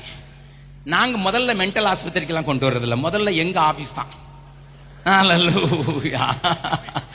அவனை என் ரூம் கொண்டு வர சொன்னேன். கூட்டு வந்தோடனே என்னடா அப்படின்னு கேட்டேன். அவன் சொன்னா, அண்ணன் பழைய நினைவுகள். அவன் பைத்தியத்துல கொஞ்சம் பேசுறான். பழைய போட்டே ஒன்னு அடுத்த காது செவிட ஆரம்பி. அன்னைக்கு தெளிஞ்ச பைத்தியம் இன்னைக்கு வரைக்கும் நல்லா இருக்கான். 2 பிள்ளையும் பெத்து எடுத்துட்டான். அவனை வச்சு ஜெப கோபுரத்துக்கு ப்ரே பண்ண சொல்லியிருந்தேன். என்ன சொல்லியிருப்பாங்க? அதையும் சேர்த்து கெட்ட சொல்லுங்கள். தாவீது வாழ்ந்தது போல வாழட்டும், அப்படிதான் ஜோனி இருப்பான். அவன் நினைச்சுவான் தாவீது வாழ்ந்தது மாதிரி இன்னும் சேர்த்துக்கிட்ட சொல்றான். இல்லைன்னா யாக்கோபை மாதிரி தேவன் அவனுடைய சுதந்திரத்தை ஆசீர்வதிப்பாராக. 1 போதாதுன்னு 4. Because the people on the other side, they don't know. எனக்கு தெரியும் என் பிள்ளை என்னன்னு எனக்கு தெரியும். சபையில் இருக்க பாஸ்டருக்கு என்னன்னு தெரியும் இந்த பிள்ளை என்ன செய்யுது, என்ன வம்பு பண்ணுது, அதை எப்படி திருத்தணும்னு. சில நேரம் வசனத்தை கொண்டு அடிக்கணும், சில நேரம் கையை கொண்டு அடிக்கணும். என்ன நீங்க என்ன நினைச்சாலும் சரிதான். இது என்ன பைத்தியக்கார மாதிரி இருக்கிறாரு, ஊழியக்காரங்கிறாரு, அடிக்கிறேங்கிறாரு. தேவையானா வந்து அடிப்பேன். ஏன்னா பவுல கொஞ்சம் பின்பற்ற வியாதி உண்டு. அவர் சொல்றாரு, அன்போடு உன்னிடத்துல வர்றவா இல்லது பெரம்போடு வர்றவா. ஆமா ஆமா, சொன்னதை கேட்க மாட்டேங்கிற. நான் அன்போடு வந்து சொல்லி பார்த்துட்டேன், இனிமே பெரம்போடு தான் வருவேன். அடுத்த முறை ஒருவேளை பெரம்போடு வந்தா கூட ஆச்சரியப்படாதீங்க. Hallelujah. It's all from the word of God. I follow the word, that's all. Because I know about my people. The pastor knows about his people. 60 பேர் சொன்னாலும் 6000 பேர் சொன்னாலும் பாஸ்டருக்கு தெரியும். அப்போ அந்த மாயத்திலிருந்து திசை திருப்பி உன்னை பரிசுத்தம் உள்ளவனை போல பார்க்க வச்சு, நீனும் அதுல ஏதாவது ஒண்ணு புழுக்குல அடிச்சிட்டுனா ஆமான்னு சொல்லி சாட்சி கொடுக்கிறது தேவ நோக்கம் இல்லவே இல்லை. அதனாலதான் எனக்கு கோபுரம்னு சொன்னாலே கொஞ்சம் ஆட்டம் தான். இது அமெரிக்கா சரக்கு, அங்க இருந்தா வந்துச்சு. அந்த அமெரிக்காவே அங்க இருந்து சரக்கு வருதுன்னா கொஞ்சம் பார்த்துங்க. பக்கத்துல இருக்கு அமெரிக்கால இருந்து சரக்கு வருதுனாலே கொஞ்சம் வேதத்தோடு ஒத்தி பாருங்க. இந்தியாவில் இருக்க 95% சரக்கு எங்க இருந்து? வேத புஸ்தகத்துல இருந்து இல்ல, பாபிலோன். அமெரிக்கா என்கிற ஒரு பாபிலோன் இருக்குது. அந்த பாபிலோன் வந்து கட்டுக்கட்டா, புஸ்தகமா, பட்டா பெட்டா வருது. நல்ல கவனிங்க அருமையானவர்களே. பாபிலோனிய சபைக்குள்ளே நுழைந்து அவன் தான் கலர் கலரா லைட் போடுவான். அவன் தான் டம டம டம டமமா எல்லாத்துக்கும் அவன் சொல்லுவான். டொராண்டோன்னு ஒரு பட்டணம் இருக்குது கனடால. அங்க ஏர்போர்ட்னு ஒரு சர்ச் இருந்தது. அன்னைக்கு கொஞ்சம் வாங்கன்னு சொன்னாங்க. அங்க போனா கொஞ்சம் பேர் புழு மாதிரி நனைஞ்சுக்கிட்டு இருக்காங்க. நான் என்னன்னு கேட்டேன். ஆவியானவர் இறங்கி இருக்கிறாரு, பாம்பு மாதிரி வராரு. அடா பாவிகளா, வலு சர்ப்பமே அவன் தான், இது என்ன ஆவியானவர் அவன் தானே. உடனே சொன்ன ஒருத்தன் நடந்துதான் சொல்றேன். நான் சொன்னேன், இவனுக்குள்ள என்ன ஆவின? இது நாயின் ஆவி. என் வேதத்துல நாய் கக்கினதை திரும்ப தின்னு அந்த நாய் அவன் அங்கே போக மாட்டான்னு சொன்னா, நாய்களுக்கு எச்சரிக்கையா இருக்கான்னு சொல்லி ஓடி வந்துட்டு. ஆனா என்ன சொன்னாங்க? ஆவியானவர் அசைவாடி ஜனங்களுக்குள்ளே வந்து அவனை இது சரக்கெல்லாம் அங்க இருந்தா வரும். அது நம்ம ஊர்லயும் வரும், சில நேரங்கள்ல வரும். சொன்னாங்க வாயப்பழ. ஏனென்றால் ஆண்டவர் சொல்லியிருக்காரு, உன் வாயை விரிவாய் திறன்னு சொல்ல, விரிவாய் திற, அதை நன்மையினால. நான் சொன்னேன், எதுக்கு வாயை திறக்கணும்? பல்லெல்லாம் கோல்டு ஃபில்லிங் வந்துடும். என்ன வந்துடும்? அப்ப நான் சொன்னேன், பல்லு புடுங்கிறதுக்கு 10 பேர் வைக்கணும். காணிக்கை எடுக்க வரும்போது அவன் அர்ப்பணித்தேன்னு வந்தான புடுங்க. தங்க காணிக்க, கோல்டு ஆஃபரிங்.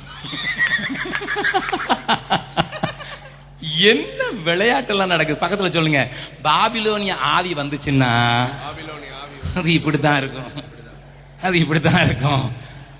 அடையாளம் கண்டுகொள், காத்துக்கொள், காத்துக்கொள், பெற்றுக்கொண்ட அபிஷேகத்தை காத்துக்கொள், காத்துக்கொள், காத்துக்கொள், பெற்றுக்கொண்ட அபிஷேகத்தை காத்துக்கொள்.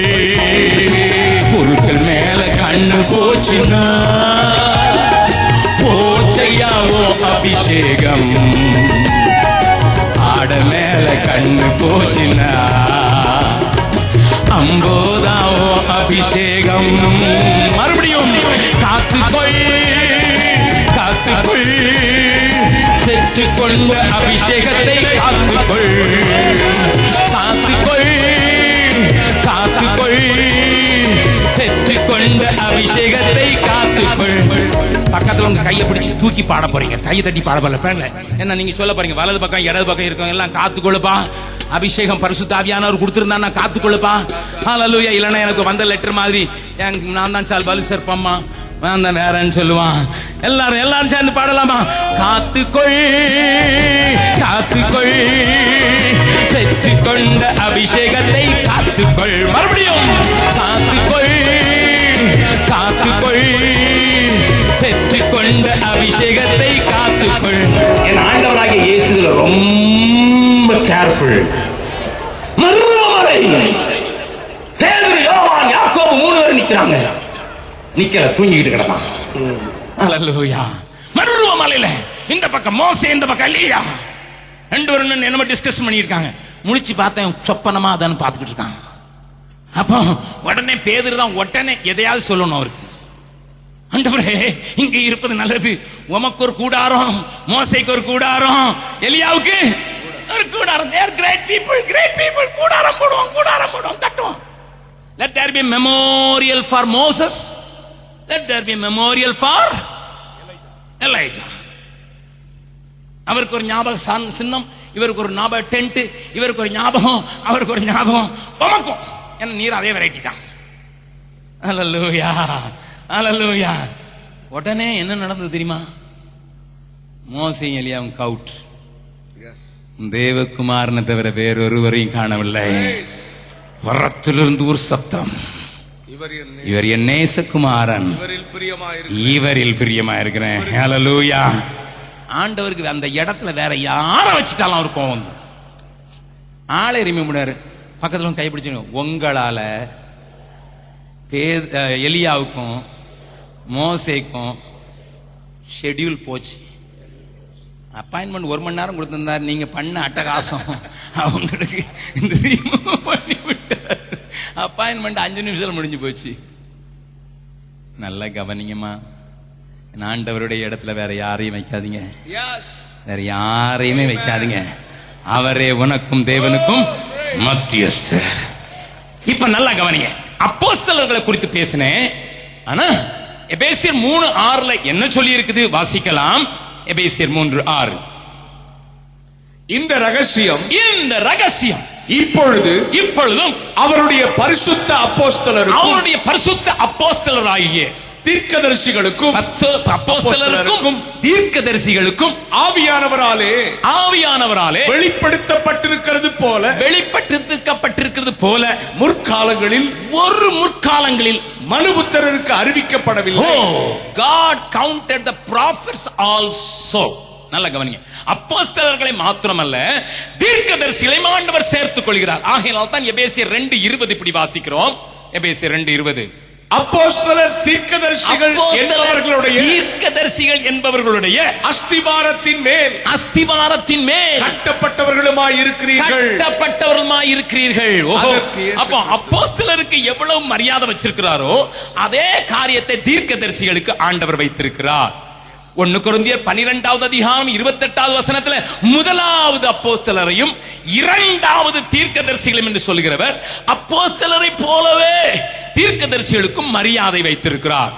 ஆகையால் தான் இன்றைக்கு அப்போஸ்தலர் என்று சொல்ல தகுதியற்ற சிலர் தங்களை தீர்க்கதரிசி என்று சொல்லுகிறதிலே திருப்தி அடைகிறார்கள். நான் அதை குறித்து கொஞ்சம் விவரமா பேச விரும்புகிறேன்.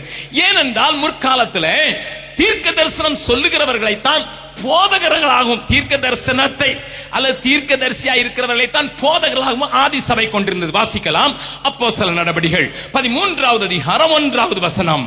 அந்தியோகியா பட்டணத்தில் உள்ள சபையிலே பர்னபாவும் நீகர் எண்ணப்பட்ட சிமியோனும் சிரேனா ஊரானாகிய லூகியும் காற்பங்கு தேசாதிபதியாகிய ஏரோதுடனே கூட வளர்க்கப்பட்ட மனாயினும் சவுலும் தீர்க்கதரிசிகளாயும் போதகர்களாகவும் இருந்தாங்க. சபையை நடத்துறதுக்கு ஆண்டவர் போதக ஊழியத்தை ஏற்படுத்தும் போது அவர்கள் யாராய் இருக்க வேண்டியது அவசியமா இருந்தது? ஆதி சபைக்கு தீர்க்கதரிசிகளும் தேவையா இருந்தது. ஏனென்றால் இன்றைக்கு உனக்கு எழுதி கொடுக்கப்பட்டிருக்கிறது போல அன்றைக்கு அவர்களுக்கு தேவ வாசனம் கொடுக்கப்படவில்லை. They have to listen God and then tell people. தேவனை கேட்டு தேவ ஆலோசனையை, சபையின் சட்ட திட்டங்களை, தேவனுடைய மறைபொருட்களை, தேவனுடைய ரகசியத்தை சொல்வதற்கு ஆண்டவர் தீர்க்கதரிசிகளை சபைகளிலேயும் வைத்திருந்தார். ஆகையினால் தான் வேதம் சொல்லுகிறது அப்போஸ்தலர் நடபடிகள் 11வது அதிகாரம் 27வது வசனம். அந்நாட்களிலே எருசலேமில் இருந்து சில தீர்க்கதரிசிகள் அந்தியோகியாவுக்கு வந்தார்கள். நன்றாக கவனிங்கள். ஏனென்றால் அந்தியோகியாவில் ஒரு சபை உண்டாகிவிட்டது. கிரேக்கர்களும் ஆண்டவரை ஏற்றுக்கொண்டார்கள். சிதறி போனவர்கள் எங்கேயும் வசனம் பிரசங்கித்த போது அங்கே உள்ளவர்கள் இயேசு கிறிஸ்துவின் சுவிசேஷத்தை ஏற்றுக்கொண்டார்கள். அவர்களை திடப்படுத்துவதற்கு, அவர்களை பலப்படுத்துவதற்கு, சரியான உபதேசம் கொடுப்பதற்கு எருசலேமில் இருக்கிற அப்போஸ்தலர்கள் வர முடியாமல் போன போது தீர்க்கதரிசிகள் புறப்பட்டு வந்தார்கள். நன்றாக கவனிங்க. இன்னொரு வசனத்தை கூட வாசிக்கலாம். அப்போஸ்தலர் 15வது அதிகாரம் 32வது வசனத்தை வாசிக்கலாம். யூதா சீலா என்பவர்களும் தீர்க்கதரிசிகளாய் இருந்தபடியினால் அநேக வார்த்தைகளினால் சகோதரருக்கு புத்தி சொல்லி அவர்களை திடப்படுத்தி சில காலம் அங்கே இருந்து பின்பு சகோதரரால் சமாதானத்தோடு அப்போஸ்தலரிடத்திற்கு அனுப்பிவிடப்பட்டார். ஏனென்றால் எருசலேமில் இருக்கிற ஒரு கூட்டம் அங்கே இருக்கிற காரியத்தை கேள்விப்பட்ட போது, குழப்பம் உண்டான போது, பர்னபாசுடைய காரியங்களுக்கு உதவி செய்யும்படியாக சில தீர்க்கதரிசிகளை அனுப்பினார்கள். 2 பேர் அதுல முக்கியமானவர்கள் சீலாவும் யூதாவும். அவர்கள் சபையை திடப்படுத்தினார்கள். They really established the church on the doctrines, on the teachings, on the things concerning Jesus Christ. இயேசு கிறிஸ்துவுக்கு சரியாக, இயேசு கிறிஸ்துவை குறித்த சரியான வெளிப்பாடு, சபையை குறித்ததான வெளிப்பாடு, 2ஆம் வருகை குறித்ததான வெளிப்பாடு, இவைகளை தீர்க்கமாக போதிப்பதற்கு அவர்கள் அப்போஸ்தலர்களாக இருந்தார்கள். So the office of the prophets, அதற்காக வேதம் தெளிவாக சொல்லுகிற ஒரு உண்மை, தீர்க்க தரிசனம் சொல்லுகிறவர்கள் தீர்க்கதரிசி அல்ல. தீர்க்க தரிசனம் சொல்லுவார். அவருடைய தீர்க்க தரிசனம் சபையை சிறப்படுத்தும். அதனால சபையில மூல உபதேசத்துக்கு ஆண்டவர் உபயோகப்படுத்தின 2 விதமான ஊழியக்காரங்க. ஒன்னு யாரு? அப்போஸ்தலர். இன்னொன்னு யாரு? எல்லாரும் சொல்லுங்க, தீர்க்கதரிசிங்க. இந்த 2 பேரும் இணைஞ்சிட்டாங்கன்னா என்ன நடக்கும்னு சொல்லிடுறேன். முதல்ல இந்த 2 பேரும் இணைஞ்சாங்கன்னா 16வது அதிகாரத்துல உங்களுக்கு தெரியும். அதனால நான் சொல்ல போகிறது இல்லை, வேசனம் வாசிக்க வேண்டியதில்லை. பவுலாகிய அப்போஸ்தலனும் சீலாவாகிய தீர்க்கதரிசியும் பிலிப்பு பட்டணத்துல போய் பிரசங்கம் பண்ணாங்க, பிசாசை துரத்துனாங்க, ஜனத்தை ஏற்படுத்தி சபையை உண்டாக்குனாங்க, அவங்களை பிடிச்சு ஜெயில போட்டாங்க. எல்லாம் உங்களுக்கு தெரியும். ஏன்னா அதுதான் அதிகமா பிரசங்கிக்கப்படுது. தீர்க்கதரிசியும் அப்போஸ்தலனையும் உள்ள பிடிச்சு போட்டா 2 பேரும் சேர்ந்துட்டான்னா சிறைச்சாலையை அசைஞ்சுதான் ஆகும். பக்கத்துல உங்க செய்யுங்க. அப்போஸ்தலனும் தீர்க்கதரிசியும் சேர்ந்துட்டாங்கன்னா, அவங்க ஜெபிச்சிட்டாங்கன்னா சிறைச்சாலை என்ன எதுவும் தடுக்க முடியாது. They are very strong. They were very strong people. நல்லா கவனிங்க. இந்த போடப்பட்ட அஸ்திபாரத்துல சரியா கல் வைக்கிறானான்னு பாக்குறதுக்கு தான் ஆண்டவர் பழைய ஏற்பாட்டுல ஒண்ணு வச்சிருக்காரு. செருபாபேலின் கையில் இருந்து தூக்கு நூல கர்த்தருடைய கண்கள் சந்தோஷமா பாக்குது. ஏன்னா இந்த உபதேசத்துக்கு ஏற்ற உபதேசம் அடுத்த கல் இருக்குதான்னு பாக்குறதுக்கு கொத்தனார் கையில அவரு என்ன செய்வாரு, 2 கல்ல வைப்பாரு, கொஞ்சம் சிமெண்ட் போடுவாரு, அதுக்கு பிறகு தூக்கு நூலை வச்சுட்டு தொட்டு தொட்டு முன்னால பின்னால கொஞ்சம் மசாலா இல்ல மசாலா அந்த மாதிரி. ஏன்னா கீழே இருக்கிற வரிசைக்கு தகுந்தாற் போல வரலன்னா மேல போற கட்டணம் இப்படி இருக்கும். நிறைய சபையில தீர்க்கதரிசி உள்ள விடவே மாட்டார்.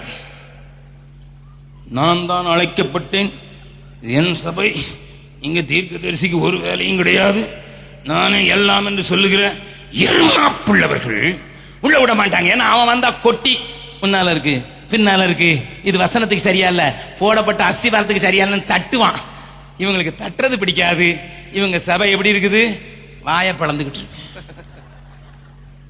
நேராவே இல்ல. பக்கத்துல இருக்கும் கையை பிடிச்சு சொல்லுங்க, உங்க சபையை சொல்லுகிறார்களோ?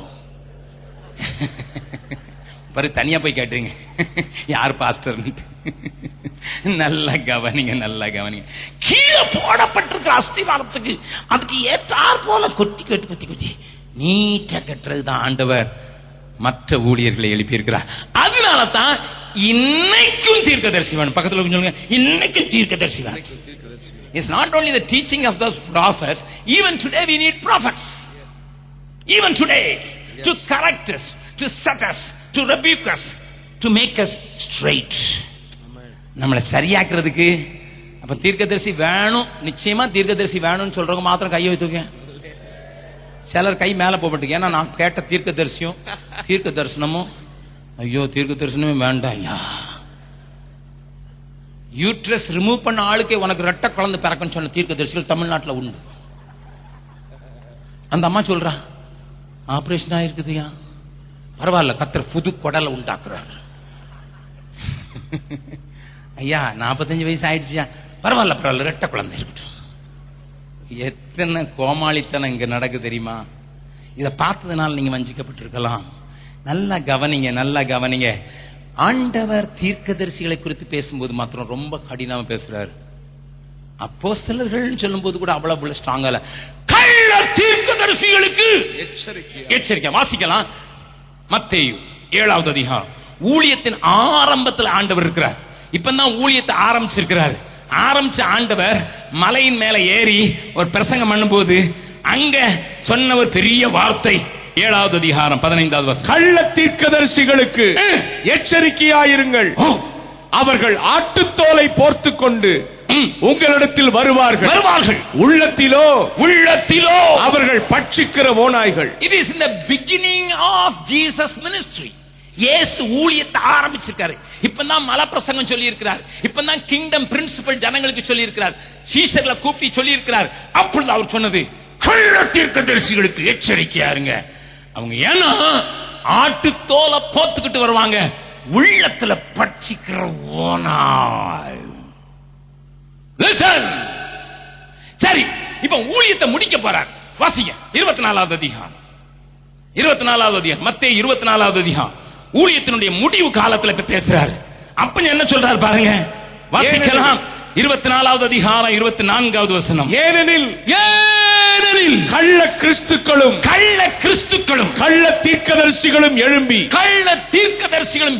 கூடுமானால் தெரிந்து கொள்ளப்பட்டவர்களையும் வஞ்சிக்கத்தக்கதாக பெரிய அடையாளங்களையும் அற்புதங்களையும் செய்வார்கள். God, Jesus was very particular in the beginning as well as at the end. ஏன்னா இவன் தான் டேஞ்சர் ஆளானாள். இவன் போத்திருக்கிறது ஆட்டுத்தோல். இவன் அடையாளம் கண்டுக்கலாம். கையில குரானையோ கீதையா வச்சுட்டு ஏசு என்கிற ஒருத்தர் இல்ல அப்படின்னு சொன்னா நீங்க இவருக்கு பைத்தியம் பிடிச்சுன்னு சொல்லுவீங்க. இல்ல கன்னிமரியாள் வயித்துல ஆண்டவர் பிறக்கல, அது ஒரு கள்ள திருமணம் அப்படின்னு யாராவது சொன்னாங்கன்னா போடா அப்படின்னு போயிருவீங்க. ஏசு மரிக்கல, உயிரோடு போகல அப்படின்னு யாராவது சொன்னா உனக்கு விளங்கலன்னா போ அப்படின்னு சொல்லிடுவீங்க. ஏசு திரும்ப வரமாட்டாரு, வந்தாரு திரும்ப வரமாட்டாருன்னு சொன்னா நம்ப மாட்டீங்க. ஏன்னா உங்களுக்கு தெரியும் கள்ள போகுதுன்னு. ஆனா ஆட்டுத்தோல போர்த்து இயேசுவின் நாமத்தை சொல்லி இடையில உள்ளத்துல இருக்கிற நினைவுகளை உங்களுக்குள்ள என்கேஷ் பண்ணா ஒருவேளை புரிஞ்சு கொள்ள முடியாது. Listen. That is why Jesus was very particular. That is why Jesus was very particular. Come on. Come on. We need prophets. நமக்கு தீர்க்கதரிசிகள் தேவை. ஆனால் கள்ள தீர்க்கதரிசிகள் தேவையில்லை. பக்கத்துல உங்க கையை பிடிச்சு சொல்லுங்க. தீர்க்கதரிசிகள் தேவை. ஆனா கள்ள தீர்க்கதரிசி தேவையில்லை. எஸ். நல்லா கவனிங்க. வேத பிரமாணத்துக்கு ஒத்ததாக சொல்லாத எந்த தீர்க்க தரிசனமும் கள்ள தீர்க்க தரிசனமே. ஆண்டவர் புதிய ஏற்பாட்டில் ஃபோர் டெல்லிங்கையும் ஃபோர்த் டெல்லிங்கையும் கொடுத்திருந்தார். அகபு என்கிற ஒரு தீர்க்கதரிசி இருந்தா, இங்க நம்ம நாட்டில் பஞ்சம் வரப்போகுதுன்னு சொன்னா அப்படியே வந்தது. ஃபோர் டெல்லிங் வரப்போகிறத முன்னதாக அறிவிக்கிறான். பவுலுடைய கச்சைகளை கட்டி அவன் கையை கட்டி இப்படி இவனுக்கு கட்டுவாங்கன்னு சொல்றான். அது ஃபோர் டெல்லிங், நடக்க போறத சொல்றான் தீர்க்கதரிசி. அதுக்காக நடக்க போறத சொல்ல மாட்டாங்க நான் சொல்லல. They will tell and it will happen. It will happen. It will happen. நடக்கும். ஆனா சில தீர்க்கதரிசிகள் வேதத்தில் காண்பிக்கப்பட்டிருக்கிற யூதா, சீலா, அன்றைக்கு எருசலேமில் வந்தவர்கள், இவரெல்லாம் ஃபோர்த் டெல்லர். இருக்கிற வசனத்தை எடுத்து இதுதான் உண்மை, இதுதான் சத்தியம் என்று ஜனங்களுடைய கண்களை திறக்கிறவர்கள், பக்தி விருத்தி உண்டாகும்படியாக, அவர்கள் வளரும்படியாக, அவர்கள் தேரும்படியாக இருக்கிற வார்த்தைகளை எடுத்து கொடுக்கிற அந்த ஃபோர்த் டெல்லிங்கும் தீர்க்கதரிசி செய்வான். ஆனா இப்படி இல்லாதபடி உனக்கு பக்தியை உண்டாக்காத, உன்னை வளர வைக்காத, கிறிஸ்து இயேசுவுக்குள் பலப்பட வைக்காத, உன்னை பரிசுத்தத்துக்கு நேராக வழி நடத்தாத எந்த தீர்க்க தரிசனமானாலும் சரி, அவன் கள்ள தீர்க்கதரிசி.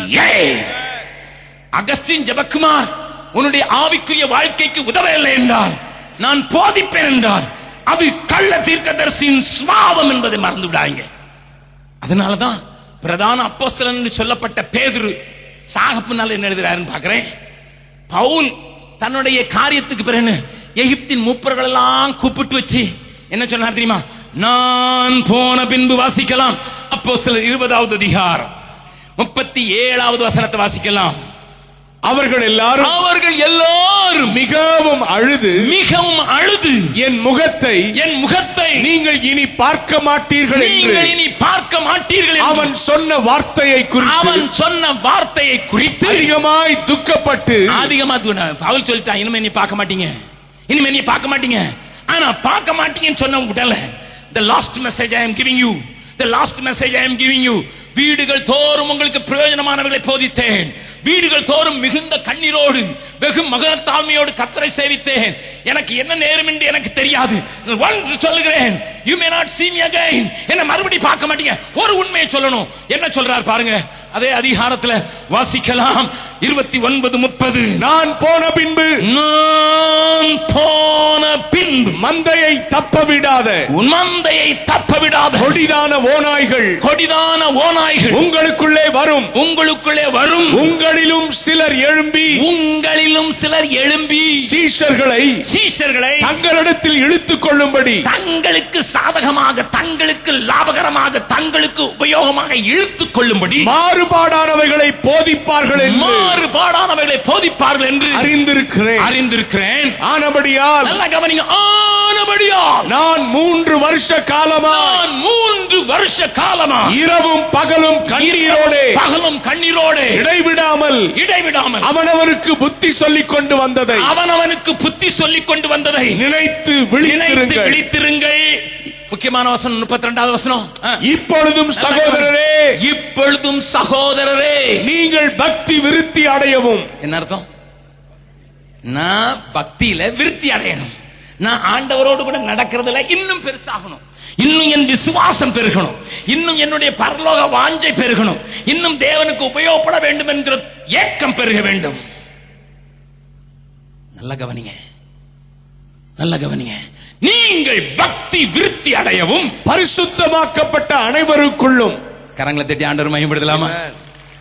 உங்களை இனிமே பார்க்க மாட்டேன்னு சொல்ற மனுஷன் கடைசியா சொல்ற வார்த்தை, ஓனாய் வருது, ஆட்டுத்தோல் போட்ட ஓனாய் வருது, எண்ணிய பல நேரங்களில் தாக்கின எபேசின் துஷ்ட மிருகங்கள் வருகிறது. கவனிங்கள் சகோதரா, கவனியுங்கள் சகோதரனே, கவனியுங்கள். வட இந்தியாவில் ஓப்ரான்னு ஒரு பட்டணம் இருக்கு. அங்க ஒரு பெரிய சூப்பர் பவர் ஸ்டேஷன் இருக்கு. உத்தரப்பிரதேச அரசாங்கத்துக்கு சொந்தமானது. they are producing 1600 megawatt. பெரிய ஒரு, ஆனாலும் பெரிய இடத்துல பெரிய நிறைய வீடுகள். அங்க ஒரு சின்ன குட்டி சபை இருந்தது. அதுக்கு ஒரு பாஸ்டர் இருந்தார். எப்பமாவது போய் நான் கூட்டங்களை நடத்துறது வழக்கம். அவர்களோடு எனக்கு சம்பந்தம் உண்டு. ஒரு நாள் பாஸ்டர் எனக்கு போன் பண்ணார். என்ன பாஸ்டர்னு கேட்டேன். Brother, praise the Lord. நான் என்ன சொன்னேன், எதுக்கு பிரதர்? எங்க ஜனங்கள்லாம் இப்ப அபிஷேகத்துல நிறைஞ்சிருக்காங்க. நான் சொன்னேன், பிரைஸ் தி லார்ட். என்னுடைய வாஞ்சல்லாம் அதுதானே. ஒரு வாரம் கழிச்சு மறுபடியும் போன் பண்ணார். பிரதர், என் ஜனங்கள்லாம் தீர்க்க தரிசனம் சொல்றாங்க. நான் சொன்னேன், பார்த்து கொஞ்சம் பத்திரமா சொல்லுங்க. ஏன்னா எனக்கு இப்ப பயம் வந்துச்சு, நான் போக முடியல. அதனால அதுக்கு பிறகு 2 வாரம் கழிச்சு மறுபடியும் போன் பண்ணார். பிரதர், என்னுடைய சபையில ஒரு சகோதரி பயங்கரமா தீர்க்க தரிசனம் சொல்றான். என்ன சொல்றான்? எங்க நாட்டுல என்ன நடக்க போகுது, எங்க ஊர்ல என்ன நடக்க போகுது, என் பிள்ளைங்களுக்கு என்ன நடக்க போகுது எல்லாம் புட்டு புட்டு அப்படியே வைக்கிறா பிரதர். நடந்ததெல்லாம் சொல்லிட்டா, இப்பவும் சொல்றான். நான் மறுபடியும் சொன்னேன், பாஸ்டர் கொஞ்சம் கேர்ஃபுல்லா இருங்க, கொஞ்சம் கேர்ஃபுல்லா இருங்க அப்படின்னு சொன்னேன். உடனே அதுக்கு பிறகு 1 மாசம் கழிச்சு என்னைய பார்க்க வந்தார். நான் எப்படி இருக்குது உங்க சபை? அந்த இடத்துல அவர் இன்னொரு சபையை நடத்துறவர். அந்த சபை எப்படி இருக்குன்னு அப்ப அவர் சொன்னார், அந்த பொண்ணு நான் சொன்னேனே, அவ பாய விரிச்சிட்டு அதுல தாமரை பூ கேட்கிறா. அப்பதான் தீர்க்க தரிசனம் வரும் சொல்றான். எனக்கு இப்பமே கொஞ்சம் சுத்த ஆரம்பிச்சது. ஏன்னா எனக்கு முதல்ல கொஞ்சம் சந்தேகம் இருந்தது, என்னமோ தாமரை பூ கேட்கிறான்னா கஷ்டம்தான். எங்களுக்கு தாமரை பூ கிடைக்காதனால ஏதாவது ஒரு பூவை கொண்டு வைக்கிறோம். அப்ப யாரையும் அந்த பாயை தொட விட மாட்டேங்கிறான். அந்த பாயை தொட விடாம அவ சொல்ற தீர்க்க தரிசனம் அங்க இருக்கிற எல்லா கிறிஸ்தவங்களையும் ஆட்டி வச்சுட்டு, ஃபேக்டரியில பென்சில் திருடிட்டு வந்தவன் கொண்டு வச்சுட்டான். ஸ்பேனர் திருடிட்டு வந்தவன், பேரிங் திருடிட்டு வந்தவன் கொண்டு வச்சுட்டான். நான் சொன்னா, நீ ஃபேக்டரியில பேரிங் திருடி உங்க வீட்டுல மோட்டருக்கு மாட்டி இருக்கலன்னு சொன்னா, மோட்டரை கழட்டி கொண்டு கொடுத்துட்டான். பயங்கர ரிவர். எனக்கு இப்ப ஒன்றும் புரிய மாட்டேங்குது. இந்த பக்கம் பேரிங் திருடுனதையும் சொல்றா, இந்த பக்கம் தாமரை பூவையும் சொல்றா. பக்கத்துல சொல்லுங்க, நீங்க எப்படி இருந்திருப்பீங்க? உண்மையதான் சொல்றா. ஆமா ஆமா, பிசாசுக்கு நடந்ததெல்லாம் தெரியும். ஹலோ, சாசுக்கு நடந்ததும் நடக்கிறதும் தெரியும். சரி, நான் மறுபடியும் சொன்னேன், பாஸ்டர் எனக்கு ஒரே கன்ஃபியூஷனா இருக்குது, இது சரியான ஆவியா தெரியல. அவர் சொன்னார், என்ன பிரதர் 25 வருஷமா ஜெபம் பண்ணி பரிசுத்த ஆவியானவர் வந்து இறங்கி இருக்கிறார். பாயில தானே இறங்கி இருக்கிறாரு. ஒரு பாயில இறங்கினாலும் பரவாயில்ல,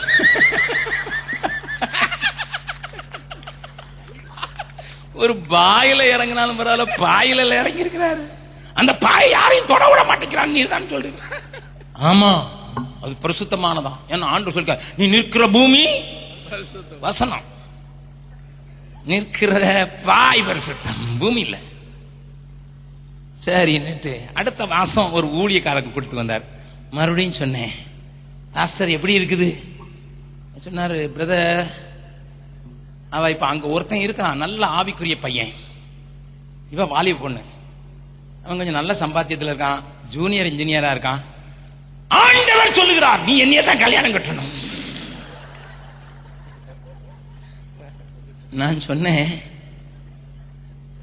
அவளை பார்த்து அவன் கல்யாணம் கட்டுறதற்கு சம்மதிக்கிறானான்னு கேட்டேன். ஐயா, அவளை பார்த்தா பாஸ்டர் சொல்றாரு, எனக்கு 4 நாள் கஞ்சி குடிக்க முடியாது, அவளை அழகு. பையன் நல்லா இருப்பான், ஏன்னா எனக்கு தெரியும், நல்லா என் கூட கொஞ்சம் ஊழியத்துக்கும் வருவான், துருத்துருன்னு இருக்கான் அப்படின்ட்டு. அப்ப நான் சொன்னேன், பையன் என்ன சொல்றான்ட்டு. பையன் கூட்டத்துக்கு வர்றதை நிறுத்திட்டான். பயங்கர எழுப்புதல், அவங்க சபை பெருகுது, வளருது. வர்றவன் இன்னும் போனான். சரின்னுட்டு 2 வாரம் கழிச்சு நான் போன் பண்ணேன். எனக்கு அவனை போன் பண்ண சொல்லுங்க, நான் கொஞ்சம் பேசட்டும்னுட்டு. அவர் சொன்னாரு, இப்ப சபைக்கு வந்துட்டான். ஏன்னா அவங்க அக்காவும் வந்திருந்தான். அந்த பையனை கொண்டு வந்து எனக்கு கல்யாணம் கட்டணா, உனக்கு சாவுன்னு சொல்லிட்டா. பக்கத்துல உங்க சொல்லுங்க, இப்படி தீர்க்க தரிசனம் வரும்போது நீ ஒண்ணு கேளு, எழுதப்பட்ட வார்த்தையில தாமரப்பூன்னு ஒண்ணு இருக்கான்னு பாரு. நம்ம தமிழ்நாட்டில் ஒரு தமாஸ் நடந்தது. நம்ம ஊரு பெரிய பிஷப், அவர்கிட்ட நான் நேரே சொல்லியிருக்கேன், அதனால நான் உங்ககிட்ட சொல்றதுல ஒன்றும் தப்பு கிடையாது. பெரிய பிஷப். அப்போ திராவிட முன்னேற்ற கழகமும் பிஜேபியும் ஒன்னா இருந்தாங்க. அப்ப ஒன்னா இருக்கும்போது இவருக்கு ஓட்டு வாங்குறதுக்கு, கிறிஸ்தவ ஓட்டு வாங்குறதுக்கு கன்னியாகுமரி போனாரு. கன்னியாகுமரியில போய் சபையில சொன்னாரு, சிஎஸ்ஐ சபையினுடைய எம்பளம் பார்த்திருக்கீங்களா, அது அடையாள சின்னத்தை பார்த்திருக்கீங்களா, தாமரைக்குள்ளதான் சிலுவை நிக்குது. நான் சொன்னேன், பயங்கர வெளிப்பாடுப்பா. யாருக்கு? நம்ம ஊர் பிஷப்புக்கு. ஏன்னா அங்க நீங்க பாத்தீங்கன்னா அப்படிதான் இருக்கு, தாமரைப்பூ இருக்கும், அதுக்குள்ள நடுவில் என்ன இருக்கும், சிலுவை இருக்கும். சிஎஸ்ஐ சபை சேர்ந்தவங்க சொல்லிங்க, நானும் சிஎஸ்ஐ தான், பிறந்தது சிஎஸ்ஐ.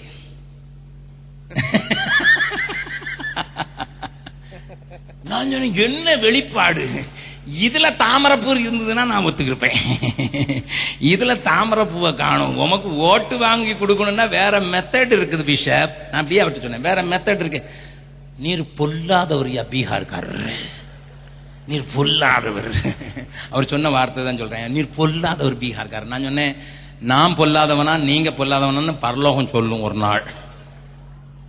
நல்ல கவனிங்க, பக்கத்துல உங்க கையை பிடிச்சு சொல்லுங்க, வசனத்துல இல்லாதத எவ்வளவு பெரிய ஆண் சொன்னாலும் அவன் கள்ள தீர்க்கதரிசி தான். ஏன்னா பவுல் தான் சாகம்னால சொல்லிட்டு போனாரு. சரி, பேதுரு என்ன சொல்றாரு பார்க்கலாம். 2 பேதுரு 1வது அதிகாரம்,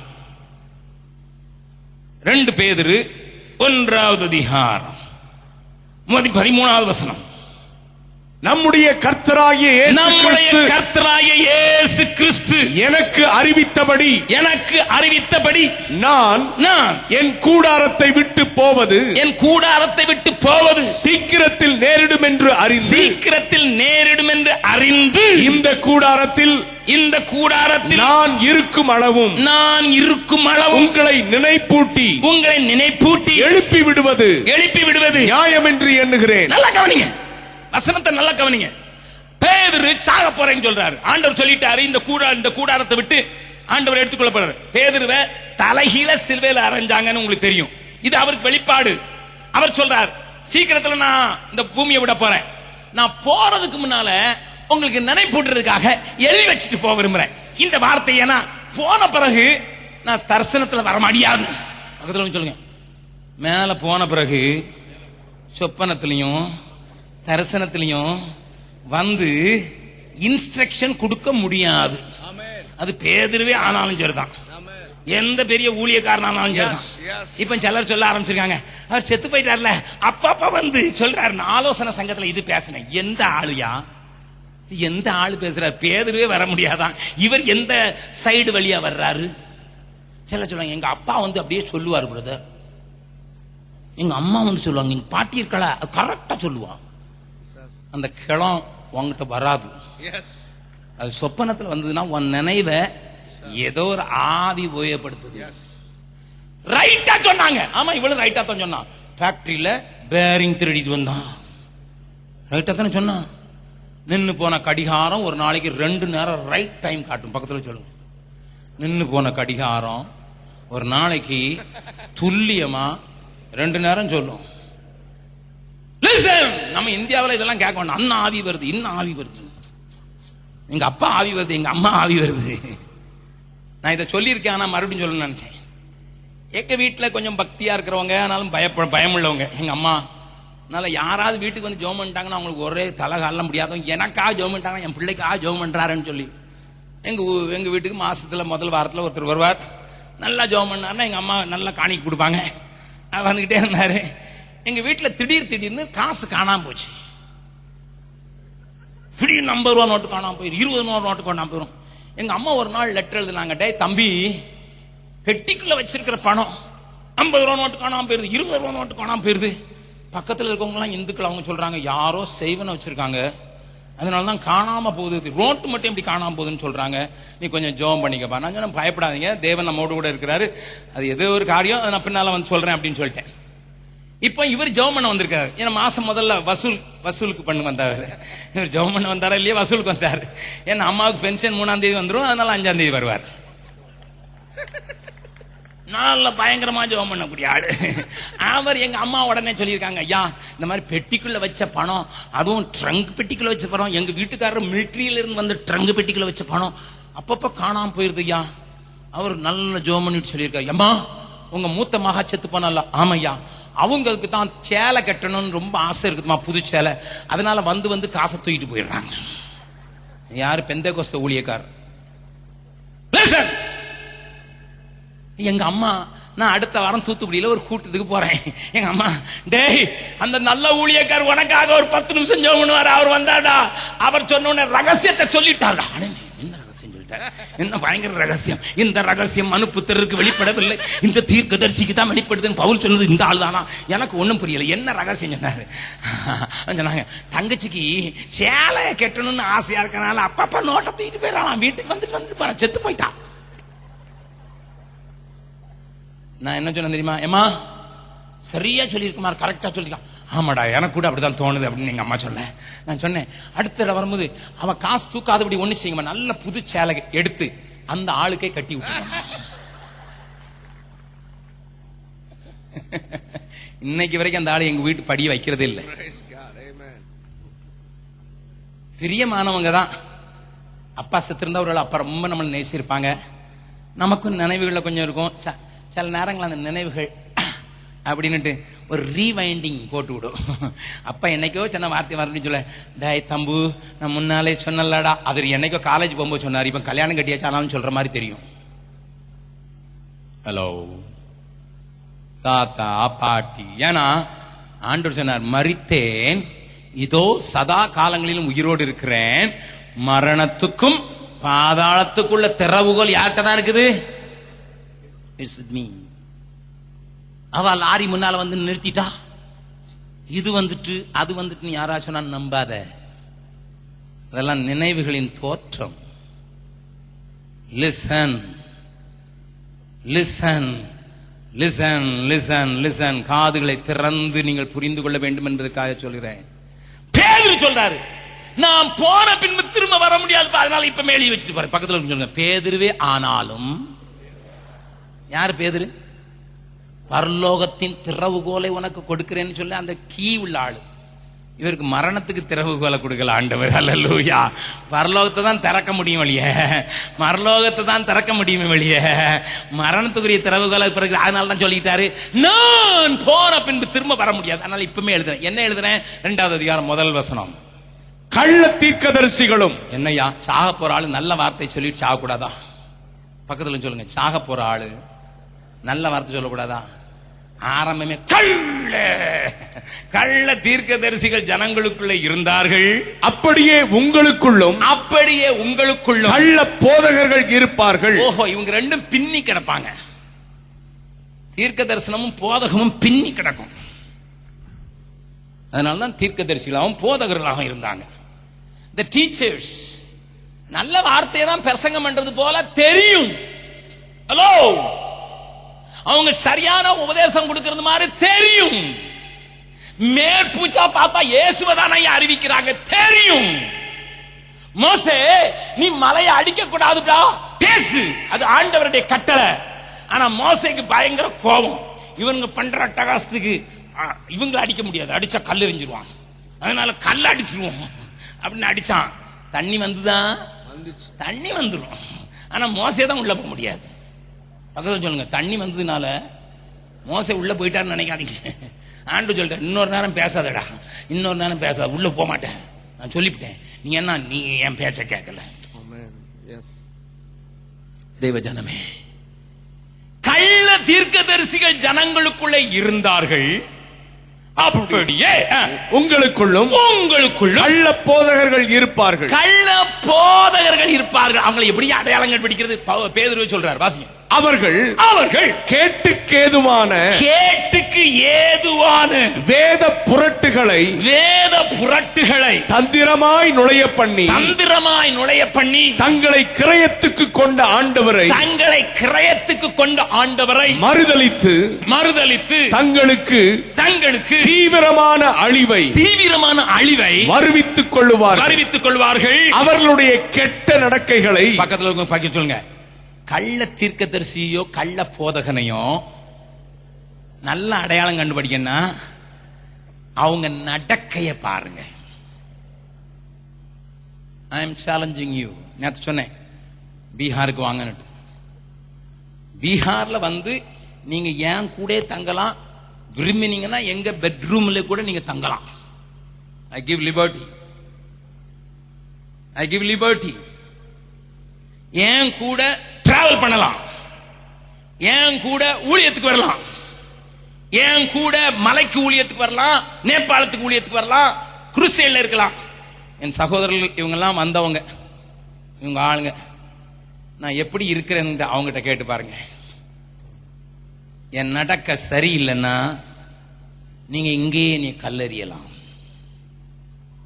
Because I don't want to be a false preacher. Yes. கள்ள போதகனா இருக்க விரும்பல. நான் என்னத்தை பிரசங்கம் பண்றேனோ அதை என்னுடைய வாழ்க்கையில அனுபவிக்காம நான் பிரசங்கம் பண்றது இல்ல, பிரசங்கம் பண்ண போறதும் இல்ல. நான் செய்யாதது அந்த உலகத்துக்கு சொல்ல போறதும் இல்ல, சபைக்கு அறிவிக்க போறதும் இல்லை. என்ன? நான் இயேசுவால பிடிக்கப்பட்டவன், அவர் இரத்தத்தால கழுவப்பட்டவன். நான் இயேசுவால பிடிக்கப்பட்டவன், அவர் இரத்தத்தால கழுவப்பட்டவன். எனக்கென்று எதுவும் இல்ல, இப்பூவி சொந்தமல்ல. எனக்கென்று எதுவும் இல்ல, இப்பூவி சொந்தமல்ல. எல்லாமே இயேசு, எல்லாம் இயேசு, எல்லாம் இயேசு, இயேசு, இயேசு, எல்லாம் இயேசு, இயேசு, இயேசு. லாபமான அனைத்தையுமே நஷ்டம் என்று கருதுகிறேன்.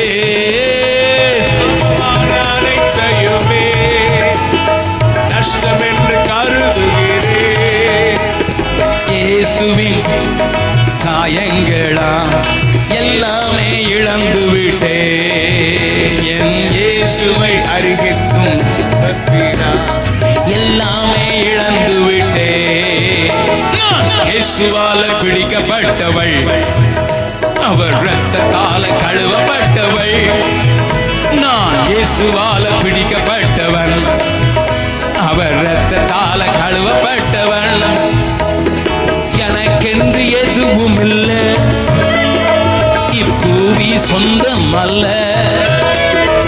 எனக்கென்று எதுவும் இல்ல, இப்பூவி சொந்தம் அல்ல. எல்லாமே இயேசு, எல்லாம் இயேசு, எல்லாம் இயேசு, இயேசு, இயேசு, எல்லாம் இயேசு, இயேசு, இயேசு. நான் ஏதோ பாடணுங்கிறதுக்காக பாடல, மறுபடியும் ஒரு தடவை பாட போறேன் எல்லாரும். நான் உன்ன என்னுடைய வாழ்க்கையை சொல்லிடுறேன். ஐயா அம்மா, என்னுடைய வாழ்க்கையில எனக்குன்னு ஒரு சொத்து இல்லை, இருக்க போறதும் இல்லை. எத்தனையோ பேர் தங்க வீடை தந்திருக்காங்க. நியூயார்க்ல ஒருத்தர் என் பேர்ல ஒரு வீடு எழுதி வச்சிருக்காரு, லண்டன்ல ஒருத்தர் வீடு எழுதி வச்சிருக்காரு, பெங்களூர்ல ஒருத்தர் பெரிய நிலம் எழுதி வச்சிருக்காரு. ஆனா எனக்கு இல்ல, நாட் a single inch. நீங்க பீகார்ல வந்து பாத்தீங்கன்னா நல்ல வீட்டுல வச்சிருக்கேன். நல்ல ஆண்டவர் கர்த்தருடைய கிருபையினால மிஷன் ஜேம்ஸ் மிக்கு ஒரு நல்ல வீடு இருக்கு, அதுல என்னைய கூடி வச்சிருக்காங்க. ஆனா என் வீடு இல்ல. நீங்க நம்பினாலும் சரி நம்பாட்டும் சரி, எங்க வீட்டுக்கு நான் வாடகை கொடுக்குறேன்.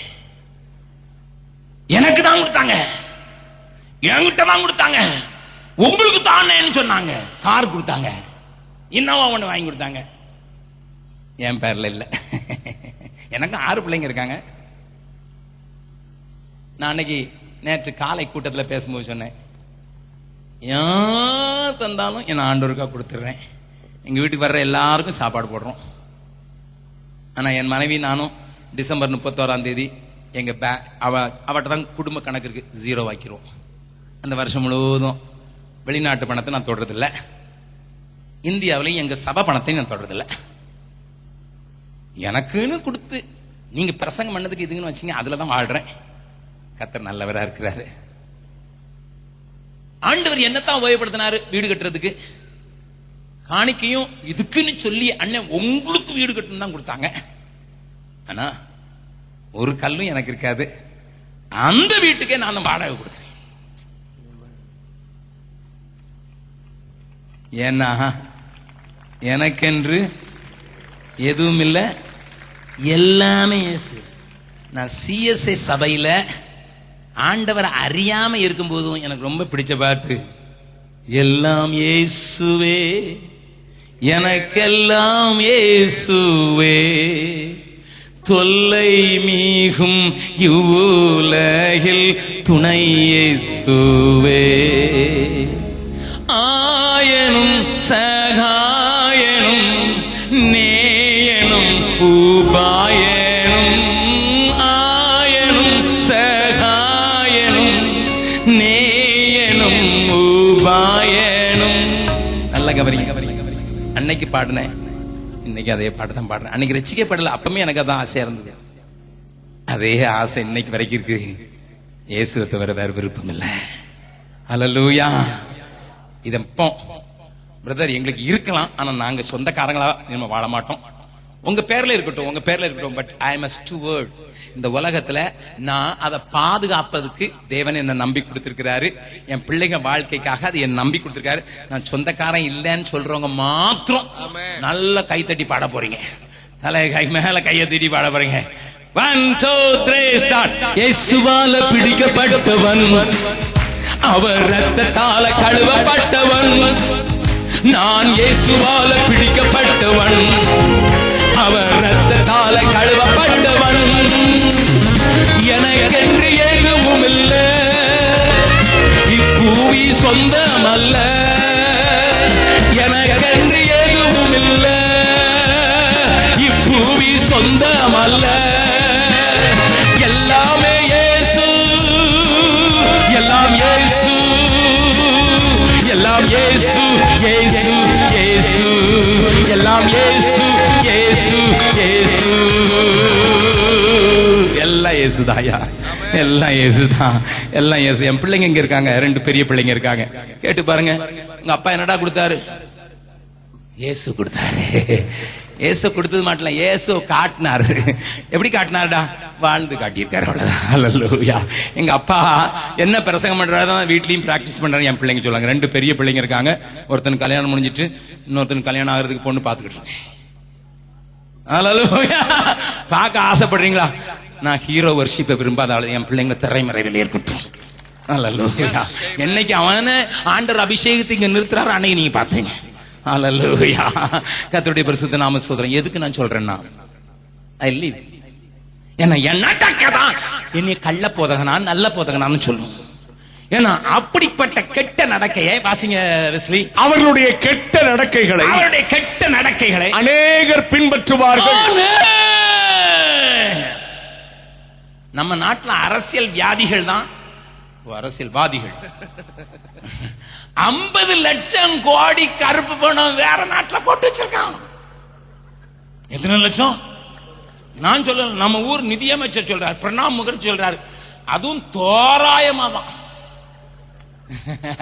ஏன்னா பெஞ்சாதி பேர்ல பட்டு போட்டா கூட கண்டுபிடிச்சிடலாம், பிள்ளை பேர்ல போட்டா கண்டுபிடிச்சான், பினாமி பேர்ல போட்டு வச்சிருக்கான். எத்தனை கோடி? 50 லட்சம் கோடி வெளியே போட்டிருக்கான். உள்ள போட்டிருக்கிறது 500 கோடி கோடி. அந்த ஆட்களையே எலெக்ஷன்ல நின்னா அவங்க எலெக்ஷன் அந்த நாமினேஷன் பேப்பர்ல எழுதணும், என்ன என்ன சொத்து எல்லாம் இருக்குது, பேங்க்ல எவ்வளவு இருக்குது, அசையும் பொருள் என்னது, அசையாத பொருள் என்னதுன்னு எழுதி வாங்கி அதுக்கு பிறகுதான் தேர்தல் கமிஷன் சொல்லுது நீ எலெக்ஷன் நிக்கலான்னுட்டு. பக்கத்துல கை பிடிச்சுங்க. இது மட்டும் கிறிஸ்தவர்களுக்கு நடந்ததுன்னா, அதுவும் ஊழியர்களுக்கு நடந்ததுன்னா எவ்வளவு நல்லா இருக்கும். ஆமோதிக்கிறவங்க மாத்திரம் கை தட்டினா போதும். எனக்கு எது இருக்குன்னுட்டு சொல்றதுக்கு தைரியம் கிடையாது. ஏன்னா இதுவும் பினாமி தான். நிறைய பினாமி கேஸ்கள் உண்டு, சில கோடிகள் உண்டு, சில கோடிகள் உண்டு. போகும்போது எவ்வளவு கொண்டு போவாங்க? ஒரு கோடி போடுவான். போகும்போது என்ன போடுவான்? மேல கோடி போடுவான். கோடி போடும், நிச்சயமா போடும். இதுதான் கொண்டு போற கோடி. ஐயா ஐயா, ஆண்டவர் அறிந்திருக்கிற நான் அந்நிய ஜாதிகளைப் போல, அஞ்ஞானிகளைப் போல வாழ மாட்டேன். ஏன்னா நம்முடைய குடியிருப்பு பரலோகத்தில் இருக்கிறது. எங்க வீட்டுக்கு வந்தீங்கன்னா முன்னால ஒரு பெரிய போர்டு வச்சிருக்கோம். என்ன போர்டு தெரியுமா? நம்முடைய குடியிருப்போ பரலோகத்தில் இருக்கிறது. நல்ல வசதியான வீட்டாரும் ஜெம்ஸ்காரங்க கட்டி கொடுத்திருக்காங்க. ஆனா நான் எழுதி போட்டிருக்குது நம்முடைய குடியிருப்பு. அதாவது உள்ள வர்றவங்களும் போறவங்களும் நினைக்கணும், நானும் நினைக்கணும், என் பிள்ளையும் நினைக்கணும். எங்க அப்பா வாடகை வீட்டுல இருந்தா பிரசங்கம் பண்ணாரு, அவரு குடியிருப்பு மேல, அதனால இங்க ஏதோ டெம்பரரியா ஒரு டென்ட்ல உட்கார்ந்துருந்தாரு அப்படின்னு நினைக்கட்டு. ஏன்னா என் நடக்கை வாசிக்கலாம். கெட்ட நடக்கைகளை அநேகர் பின்பற்றுவாங்க. அவர்கள் நிமித்தம் சத்திய மார்க்கம் தூஷிக்கப்படும். பொருளாசை உடையவர்களாய் தந்திரமான வார்த்தைகளால் உங்களை தங்களுக்கு ஆதாயமாக வசப்படுத்திக் கொள்ளுவார்கள். பூர்வ காலம் முதல் அவர்களுக்கு விதிக்கப்பட்ட ஆக்கினை ஆண்டவர் முதல்ல செட் பண்ணிட்டார். முதல்ல இவங்களுக்கு எழுதி வச்சிட்டாரு, இதுதான் இவனுக்கு. இந்த அதிகாரம் முழுவதும் வீட்டில் எடுத்து பாருங்க. அவருக்கு பேதுருக்கு பயங்கர கோபம். கள்ள போதங்கன்னாலே அவருக்கு கோபம். கள்ள தீர்க்க தரிசி மேல கோபம். சா போற கிழவன் போட பாருங்க. நீங்க 2வது அதிகாரத்தை பாருங்க. நாய்ங்கிறாரு, கக்கின்ற சிங்கராங்கிறாரு, பீலையாம்ங்கிறாரு, தண்ணீரற்ற மேகங்கள்ங்கிறாரு, தீயற்ற மிருக ஜீவன், புத்தி இல்லாத மிருக ஜீவன்கிறார்.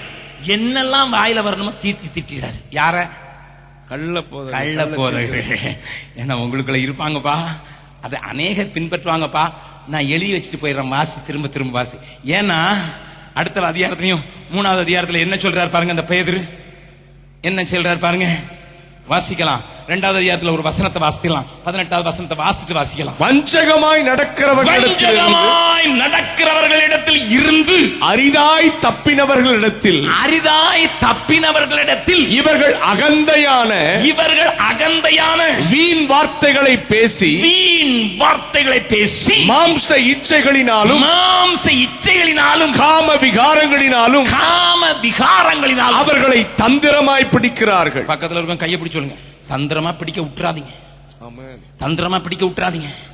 நான் நேற்றே சொன்னேன், சென்சுவல் ஃபீலிங்ஸ் தட்டி விடுற மாதிரி மியூசிக், சென்சுவல் ஃபீலிங்ஸ் தட்டி விடுற மாதிரி ப்ராஃபசிஸ், சென்சுவல் ஃபீலிங்ஸ் தட்டி விடுற மாதிரி உபதேசம், சென்சுவல் ஃபீலிங் தட்டி விடுற மாதிரி எல்லாத்தையும் செய்து தந்திரமாய் தங்களுக்கு பிடித்துக் கொள்ளுவார்கள். ஆனா பேதுரு என்ன சொல்றா தெரியுமா? எப்பா, இந்த ஆளுங்களை குறிச்சு ரொம்ப கவனமா இருங்கப்பா. வாசிங்க 2வது வசனம். பரிசுத்த தீர்க்கதரிசிகளா முன் சொல்லப்பட்ட வார்த்தைகளையும் இரட்சகராய் இருக்கிற கர்த்தருடைய அப்போஸ்தலராகிய எங்களுடைய கட்டளைகளையும் நீங்கள் நினைவு கூறும்படி இந்த நிருபங்களினால் உங்கள் உண்மையான மனதை நினைப்பூட்டி எழுப்புகிறேன். ஏனென்றா 10வது வசனத்தில் வாசிங்க. கர்த்தருடைய நாள் இரவிலே திருடன் வருகிற விதமாய் வரும். அப்பொழுது வானங்கள் மட என்று அகன்று போ. பூதங்கள் வெந்து உருகிப்போ. பூமியும் அதில் உள்ள கிரியைகளும் எரிந்து அழிந்து போ. இப்படி இவைகள் எல்லாம் அழிந்து போகிறதா இருக்கிறபடியால் நீங்கள் எப்படிப்பட்ட பரிசுத்த நடக்கையும். பக்கத்துல இருக்கும் சொல்லுங்க.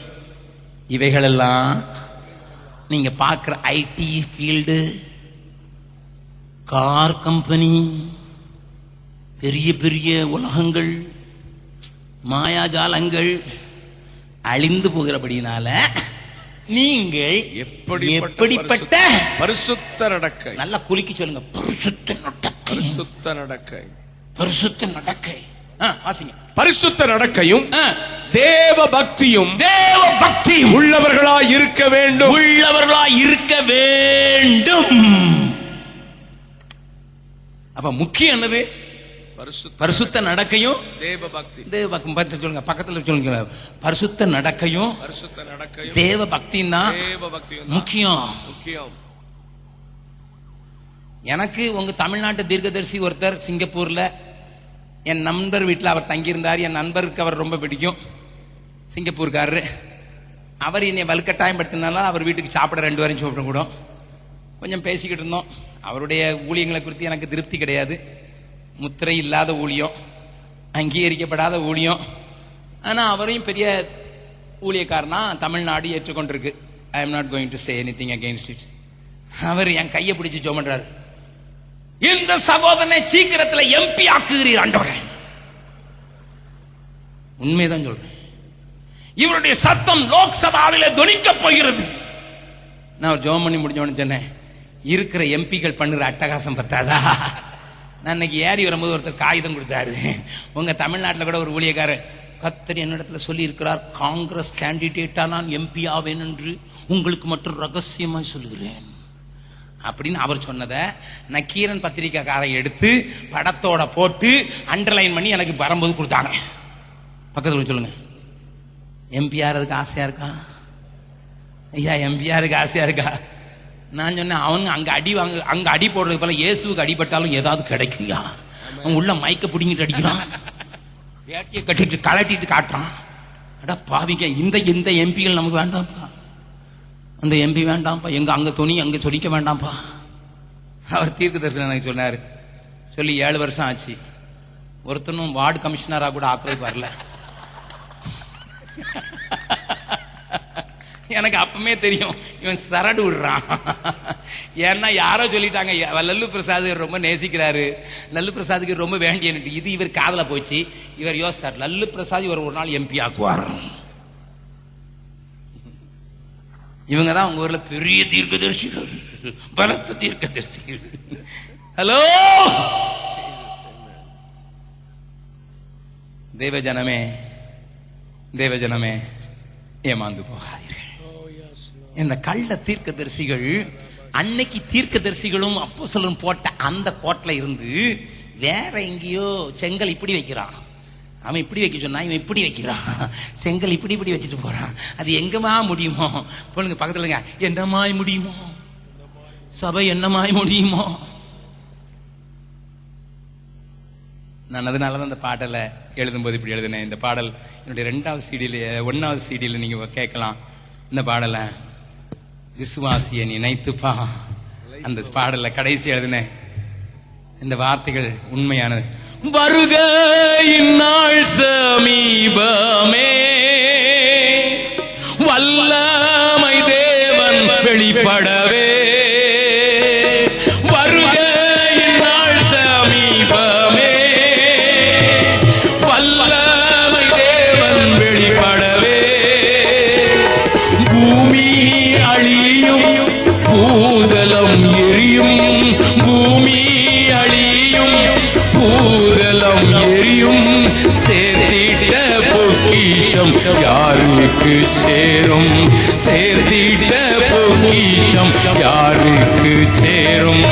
விசுவாசியே நினைத்து பா, நிலைப்பவைகளை நாடு,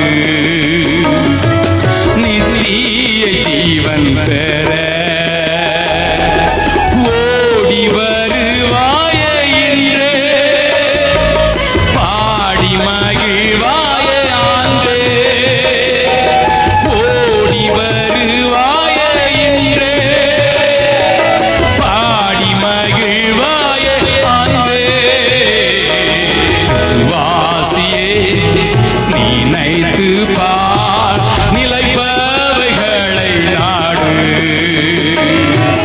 நித்திய ஜீவன் பெற. முக்கியமான வருங்காலத்தின் ஆபத்தை உங்களுக்கு காட்டி கொடுக்க போறேன். வருங்காலத்தின் ஆபத்தை தெளிவா வேதத்திலிருந்து காட்டி கொடுக்க போறேன். நல்ல கவனிங்க. இப்ப நீங்க அந்த கடைசி என்னோடு கூட பாடுகலாமா? வருகையின் நாள் சமீபம். அந்த சமீபம் ஆகும்போது என்ன நடக்குங்கிறத காட்டி கொடுக்க போறேன். எல்லாரும் சேர்ந்து தெரிஞ்சவர்கள் பாடலாமா? வருகையின் நாள்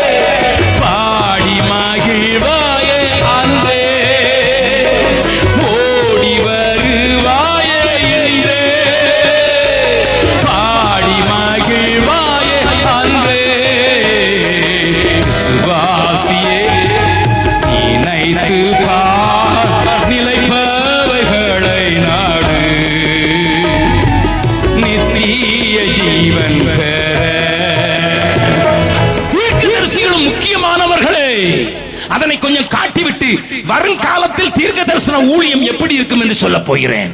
வாசிக்கலாம். வெளிப்படுத்தின விசேஷம் 11வது அதிகாரம் 18வது வசனத்தை வாசிக்கலாம். ஜாதிகள் கோபித்தார்கள், ஜாதிகள் கோபித்தார்கள். அப்பொழுது உம்முடைய கோபம் உண்டது. அப்பொழுது ஆண்டவரே உம்முடைய கோபம் உண்டது.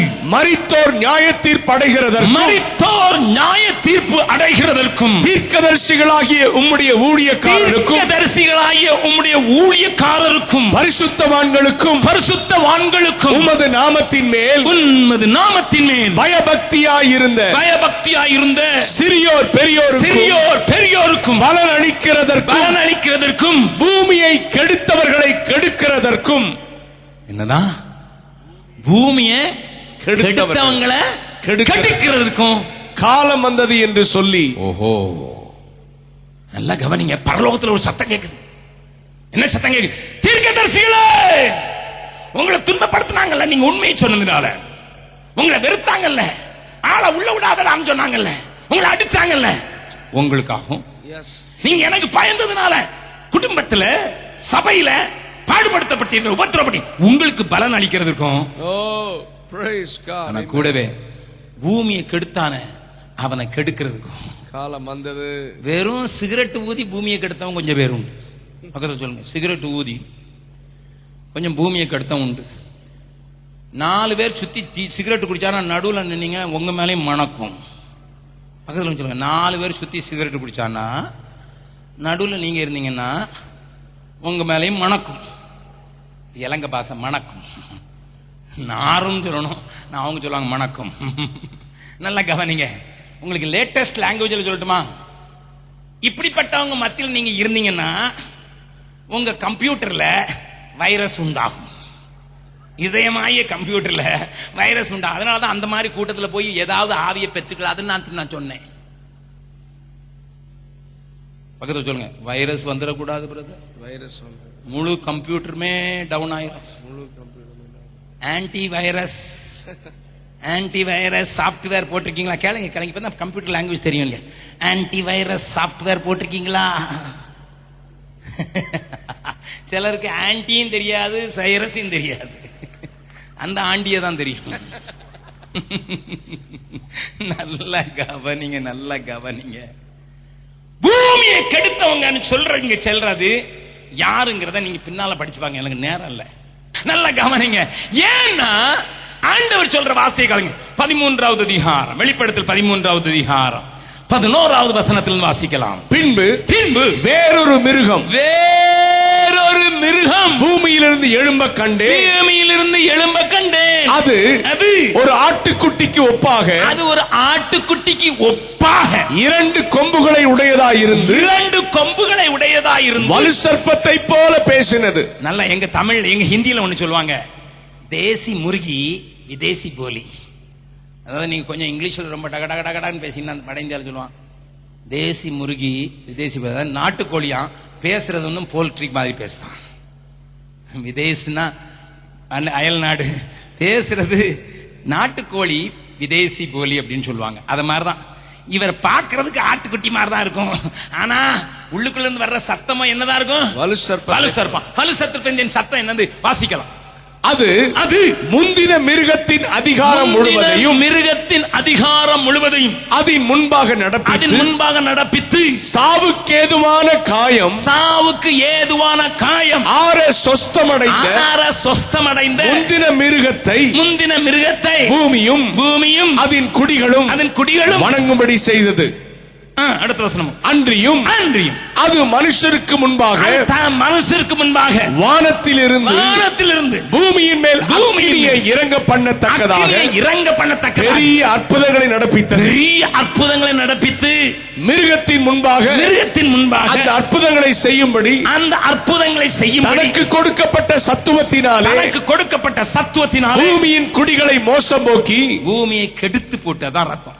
மோசம் போக்கணும் என்ன அர்த்தம்? கெடுத்து போட்டு. அப்போ கள்ள தீர்க்கதரிசி இந்த பூமியை கெடுக்கிறவன், மோசம் போக்குறவன், அற்புதம் செய்வான், வானத்திலிருந்து அக்னி இறக்குவான். ஆட்டுக்குட்டி மாதிரி தான் தெரியுவான், பார்க்கிறதுக்கு ஆட்டுக்குட்டி மாதிரி தான் தெரியும். ஆனா வலு சர்ப்பத்தின் சத்தம், பக்கத்துல வலு சர்ப்பத்தின் சத்தம் நீங்க உடனே சொல்லுங்க வலு சர்ப்பம் சொன்னா ஆன்டி கிரைஸ்ட். என்னது ஆன்டி கிரைஸ்ட்? ஆன்டி கிரைஸ்ட்னா கிறிஸ்தவ விரோதி அல்ல, கிறிஸ்துவுக்கு பதிலாக anti in the place of Christ. அதனாலதான் நமக்கு சாண்டா கிளாஸ் தெரிகிற மாதிரி இயேசு கிறிஸ்துவ தெரியாது. இல்ல சாண்டா கிளாஸ் யாரு? Replacement of Jesus. நல்லா கவனிங்க. இப்படிதான் நமக்கு தெரியும் நிறைய காரியம். மேல்நாட்டுக்கு பண்ணீங்கன்னா ஈஸ்டர் எக்கு தெரியும், ஆனா ஈஸ்டர் எதுக்குன்னு தெரியாது. அன்னைக்கு அவன் பெரிய வான்கோழி வாங்கி அதுக்குள்ள ஸ்டஃப் பண்ணி வெட்டி சாப்பிட்டாதான் பரலோகம் போக நினைச்சுவான். எங்க பிள்ளைங்க, சின்ன பிள்ளைங்க, மிஸ்டர் பீன் மிஸ்டர் பீன். என்னடா மிஸ்டர் பீன்னா, அந்த மாதிரி ஒரு பெரிய வான்கோழியை வாங்கி அவன் உள்ள ஸ்டஃப் பண்ணும்போது அவன் கை வாட்சி உள்ள போயிடுச்சு. அவன் தலையை விட்டு கடைசியில தலையில அந்த கோழியை வச்சுட்டு வர்றதை என் பிள்ளைங்க பார்த்துட்டு ரசிச்சு, டேடி கோழி ஆயிட்டான், ஏன்னா உள்ள கொண்டு விட்டான். குட்டீஸ் எங்கேயோ பார்த்துட்டு வந்துட்டு சொல்லுச்சுங்க, டேடி கோழியா வர்றான் டேடி. அல்லேலூயா. நல்லா கவனிங்க, நல்லா கவனிங்க. பார்க்கறதுக்கு ரொம்ப சாஃப்ட் ஆள் மாதிரி தெரியும், எல்லாமே இயேசு இயேசு இயேசு இயேசுங்கிற மாதிரி தான் தெரியும். உள்ளுக்குள்ள பார்த்தீங்கன்னா தான் வலு சர்ப்பத்தினுடைய வாடை அடிக்கும். அந்த வைரஸ் உன்னை பிடிச்சிடக்கூடாது. பக்கத்துல வச்சுங்க, வலு சர்ப்பத்தின் வைரஸ் உன்னை எந்த ரூபத்திலையும் பிடிச்சிடக்கூடாதுப்பா. அதுக்கு பிளான் பண்ணி ஒர்க் பண்றது யாரு? கள்ளத்தீர்க்கதரிசி. அவன் தான் போட்டிருக்கு, அவனை பற்றி தான் போட்டிருக்கு. அவனுடைய எல்லா டைப்பையும் பாத்தீங்கன்னா எல்லாமே ஹைடெக், எல்லாமே ஹைடெக். நீ காலையில் ஒரு பிரதரை பார்த்தேன் சர்ச்சில். அவர் சொன்னாரு, நான் சொன்னேன் நான் பீகாருக்கு வரணும்னு சொன்னாரு. நான் சொன்னேன், பிரதர் தாராளமாக எனக்கு ஒரு மெயில் கொடுங்க, நான் இதுல நம்பிக்கை வைக்கிறது, அதனால அது பக்கமே போறதில்லை பிரதர், எனக்கு டெக்னாலஜினாலே கொஞ்சம் அலர்ஜி தான் அப்படின்னாரு. ஓ, சில மனுஷங்க இருக்காங்க அதை கூட தொடக்கூடாதுன்னு இருக்கவங்க இருக்கிறாங்க அப்படின்னு நினைச்சுக்கிட்டேன். நல்லா கவனிங்க, இந்த ஹைடெக். இப்போ அந்த கோபுரத்துக்கு நீங்க ஜெபம் பண்ணீங்கன்னா உடனே சொல்லும். என்ன சொல்லும் தெரியுமா?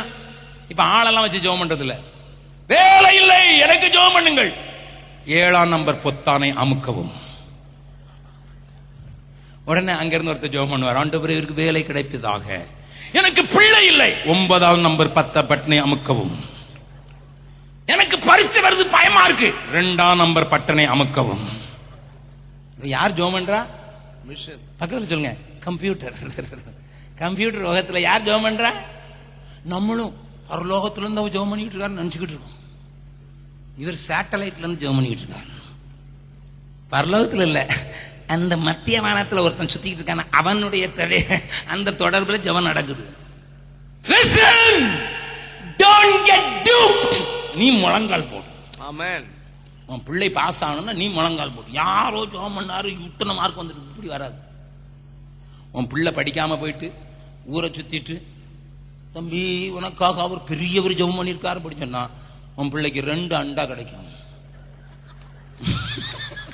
பெரியவர் ஜெபம் பண்ண எவ்வளவுதான் கிடைக்கும்? 2 முட்டை, பெரிய முட்டையா கிடைக்கும். அதுக்கு பிறகு அரியர்ஸ் வந்துட்டு, பிரதர் அரியர்ஸ் வராம அடிக்கும். உன் பிள்ளை தான் ஊரை சுத்திச்சு இல்ல, அப்ப நீ சட்டம் கட்டாம தான் இருந்த, தினந்தோறும் உட்காந்து கொஞ்சம் படிப்பா அப்படின்னு சொல்ல. இவர் நீரும் டிவி பார்த்துக்கிட்டு தான் உட்காந்துருந்தீரு, அவன் புரோனோகிராஃபி பார்த்துக்கிட்டு உட்காந்துதான். பரிச்சை வந்தவனு சொல்றான், டேடி யாராவது ஜெபம் சொல்லுங்க டேடி, அப்படியாவது ஜெயிச்சிருட்டோம், அப்படியாவது ஜெயிச்சிருட்டோம். நல்லா கவனிங்க, வேதம் சொல்லுது மனுஷரால கூடாதது. நல்லா சொல்லுங்க. அப்ப மனுஷரால கூடியதெல்லாம் யார் தான் செய்யணும்? எனக்கு ஒரு நண்பர் இருக்கிறார் டெல்லியில. அவர் ஒரு நாள் ஸ்கூட்டர்ல போகும்போது ஒரு வண்டு டம்முன்னுட்டு அவர் பேண்ட்டுக்குள்ள போய் கடிச்சிச்சு. நல்லா கவனிங்க, வண்டு பேண்ட்டுக்குள்ள போய் கடிச்சது. இவர் நிறுத்திட்டு அதை எடுத்து போட்டாரு, ஆனா வண்டு ஸ்ட்ராங்கா கடிச்சிச்சு. இவரு நல்ல விசுவாசி, மருந்து சாப்பிட மாட்டேன்னு சொல்ற விசுவாசி. ஹலோ, நல்லா கவனிங்க. இவருக்கு அது ஊரல் எடுத்தது, கொஞ்சம் புண்ணாச்சுது. மறுபடி ஜப எண்ணெயை வாங்கி போட்டார். ஜப எண்ணெய் போட்ட உடனே ₹1 சைஸ்ல இருந்தது ₹7 சைஸ்க்கு விழுந்துச்சு. தொடையில பயங்கரமான பேண்ட் போட முடியல, ஆபீஸ் போக முடியல, பேங்க்ல வேலை செய்யறாரு. பேண்ட்டுக்கு போ என்ன செய்யறது நொண்டி நொண்டி பெரிய பைஜாமா, டெல்லியில பைஜாமா போடலாம்ல, பைஜாமா போட்டுட்டு இப்படி வராரு. அவன் பக்கத்துல இருக்கேன், கேட்கறான் என்னடா இப்படி. அவன் சொன்னான், என்னடா இந்த மாதிரி ஒரு வண்டு கடிச்சிட்டுப்பா, நான் என்ன செஞ்சப்பா, நாங்க ஜப எண்ணெய் போடுறேன். பிரத்யேகா பக்கத்து அதுல போய் ஒரு ₹20 ஒரு பாம் விக்குது, அதை போய் வாங்கி போடி சரியா போயிடும்னு சொல்லியிருக்கான். இவர் சொல்லியிருக்கிறாரு, நான் தேவன் பேரில் வைக்கும் விசுவாசத்தினாலே நான் இதெல்லாம் போட மாட்டேன். இன்னும் பெருசாயிடுச்சு. அப்ப இவர் போய் ஆண்டோட்ட ஒரு நாள் லீவ் போட்டு உபவாசம் பண்ணி, உண்மையை சொல்றேன், நான் வேணா அட்ரஸ் தரேன், போன் நம்பர் தரேன். அவர் சொன்னார், உபவாசம் பண்ணி ஆண்டவரே எனக்கு சுகமாட்டேங்க மாட்டேங்குது, வேலைக்கும் போக முடியாம போயிடுச்சுது, நீங்களும் சுகமாக்க மாட்டீங்க. ஆண்டவர் சொன்னாராம், மனுஷனால கூடாதது தேவனால கூடும். அவர் கேட்டாரா, ஆண்டவரு மனுஷனால கூடும் தானே 20 ரூபாய்க்கு ஒரு சின்ன கிரீம் விற்கிறான், அதை வாங்கி போடலாம்ல. இவருக்கு ஒரு ஞானம் வந்துட்டு உடனே போனாரு, 20 ரூபா கொடுத்தாரு, அடுத்த நாளே போயிடுச்சுது. இப்ப சொல்றாரு, ஏன்ட்டு சொல்ற, அண்ணே எனக்கு ஆண்டவர் நல்ல பாடம் கொடுத்தாரு, என்னையால கூடலாம் தான் அவர் செய்வாரு. அல்லையா, அவரால கூடாதது ஒன்றுமில்லையே, கூடாதது ஒன்றுமில்லையே, கூடாதது ஒன்றுமில்லையே, கூடாதது ஒன்றுமில்லையே, என் தேவனால் கூடாதது, கூடாதது ஒன்றுமில்லையே, என் தேவனால் கூடாதது, கூடாதது ஒன்றுமில்லையே. ஒரே ஒரு வார்த்தை சொன்னாரே, வேலைக்காரன் சொஸ்தமானானே. ஒரே ஒரு வார்த்தை சொன்னாரே, வேலைக்காரன் சொஸ்தமானானே. சுத்தமாகு என்று சொன்னாரே, குஷ்டரோகி சொஸ்தமானானே.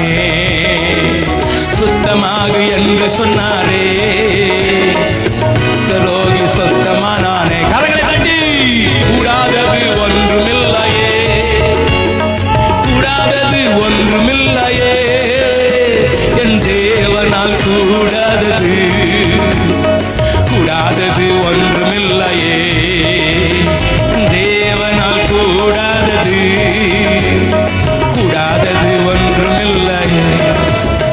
12 வருஷம் ரத்த போக்குனால கஷ்டப்பட்டு அந்த இருந்த அந்த பெரும்பாடுள்ள ஸ்திரியை பேசாத எவாஞ்சலிஸ்ட் இருக்க மாட்டாங்க. ஆனா அவளை குறித்து வேதம் சொல்கிறது, எல்லா பணத்தையும் செலவழிச்சும் வைத்தியர்களால குணமாக்க முடியலன்னா இயேசுவின் வஸ்திரத்தை லேச தொட்டா அவளை சுத்தமாக்கினார். அல்லேலூயா. பக்கத்துல உங்க கையை பிடிச்சு நல்லா சொல்லுங்க, மனுஷனால கூடாதது நம்ம தேவனால கூடும். மனுஷனால கூடக்கூடியத உனக்கு இருக்கிற பலத்துல செய்யி, மீதிய தேவனிடத்துல விட்டுரு. அப்ப இந்த வசனத்துக்கு உபமா பிரசங்கம் பண்ணாம இருந்தா எங்கேயோ தப்பு பண்றான். நல்லா கவனிங்க, நல்லா கவனிங்க. இந்த கள்ள தீர்க்கதரிசியின் போதகத்தினாலதான் அந்தி கிறிஸ்துவினுடைய ஆட்சி இந்த பூமியில நிலைநிற்க போகிறது. அதனாலதான் ஆண்டவர் கள்ள தீர்க்கதரிசிக்கு எச்சரிக்கையாருங்கள்.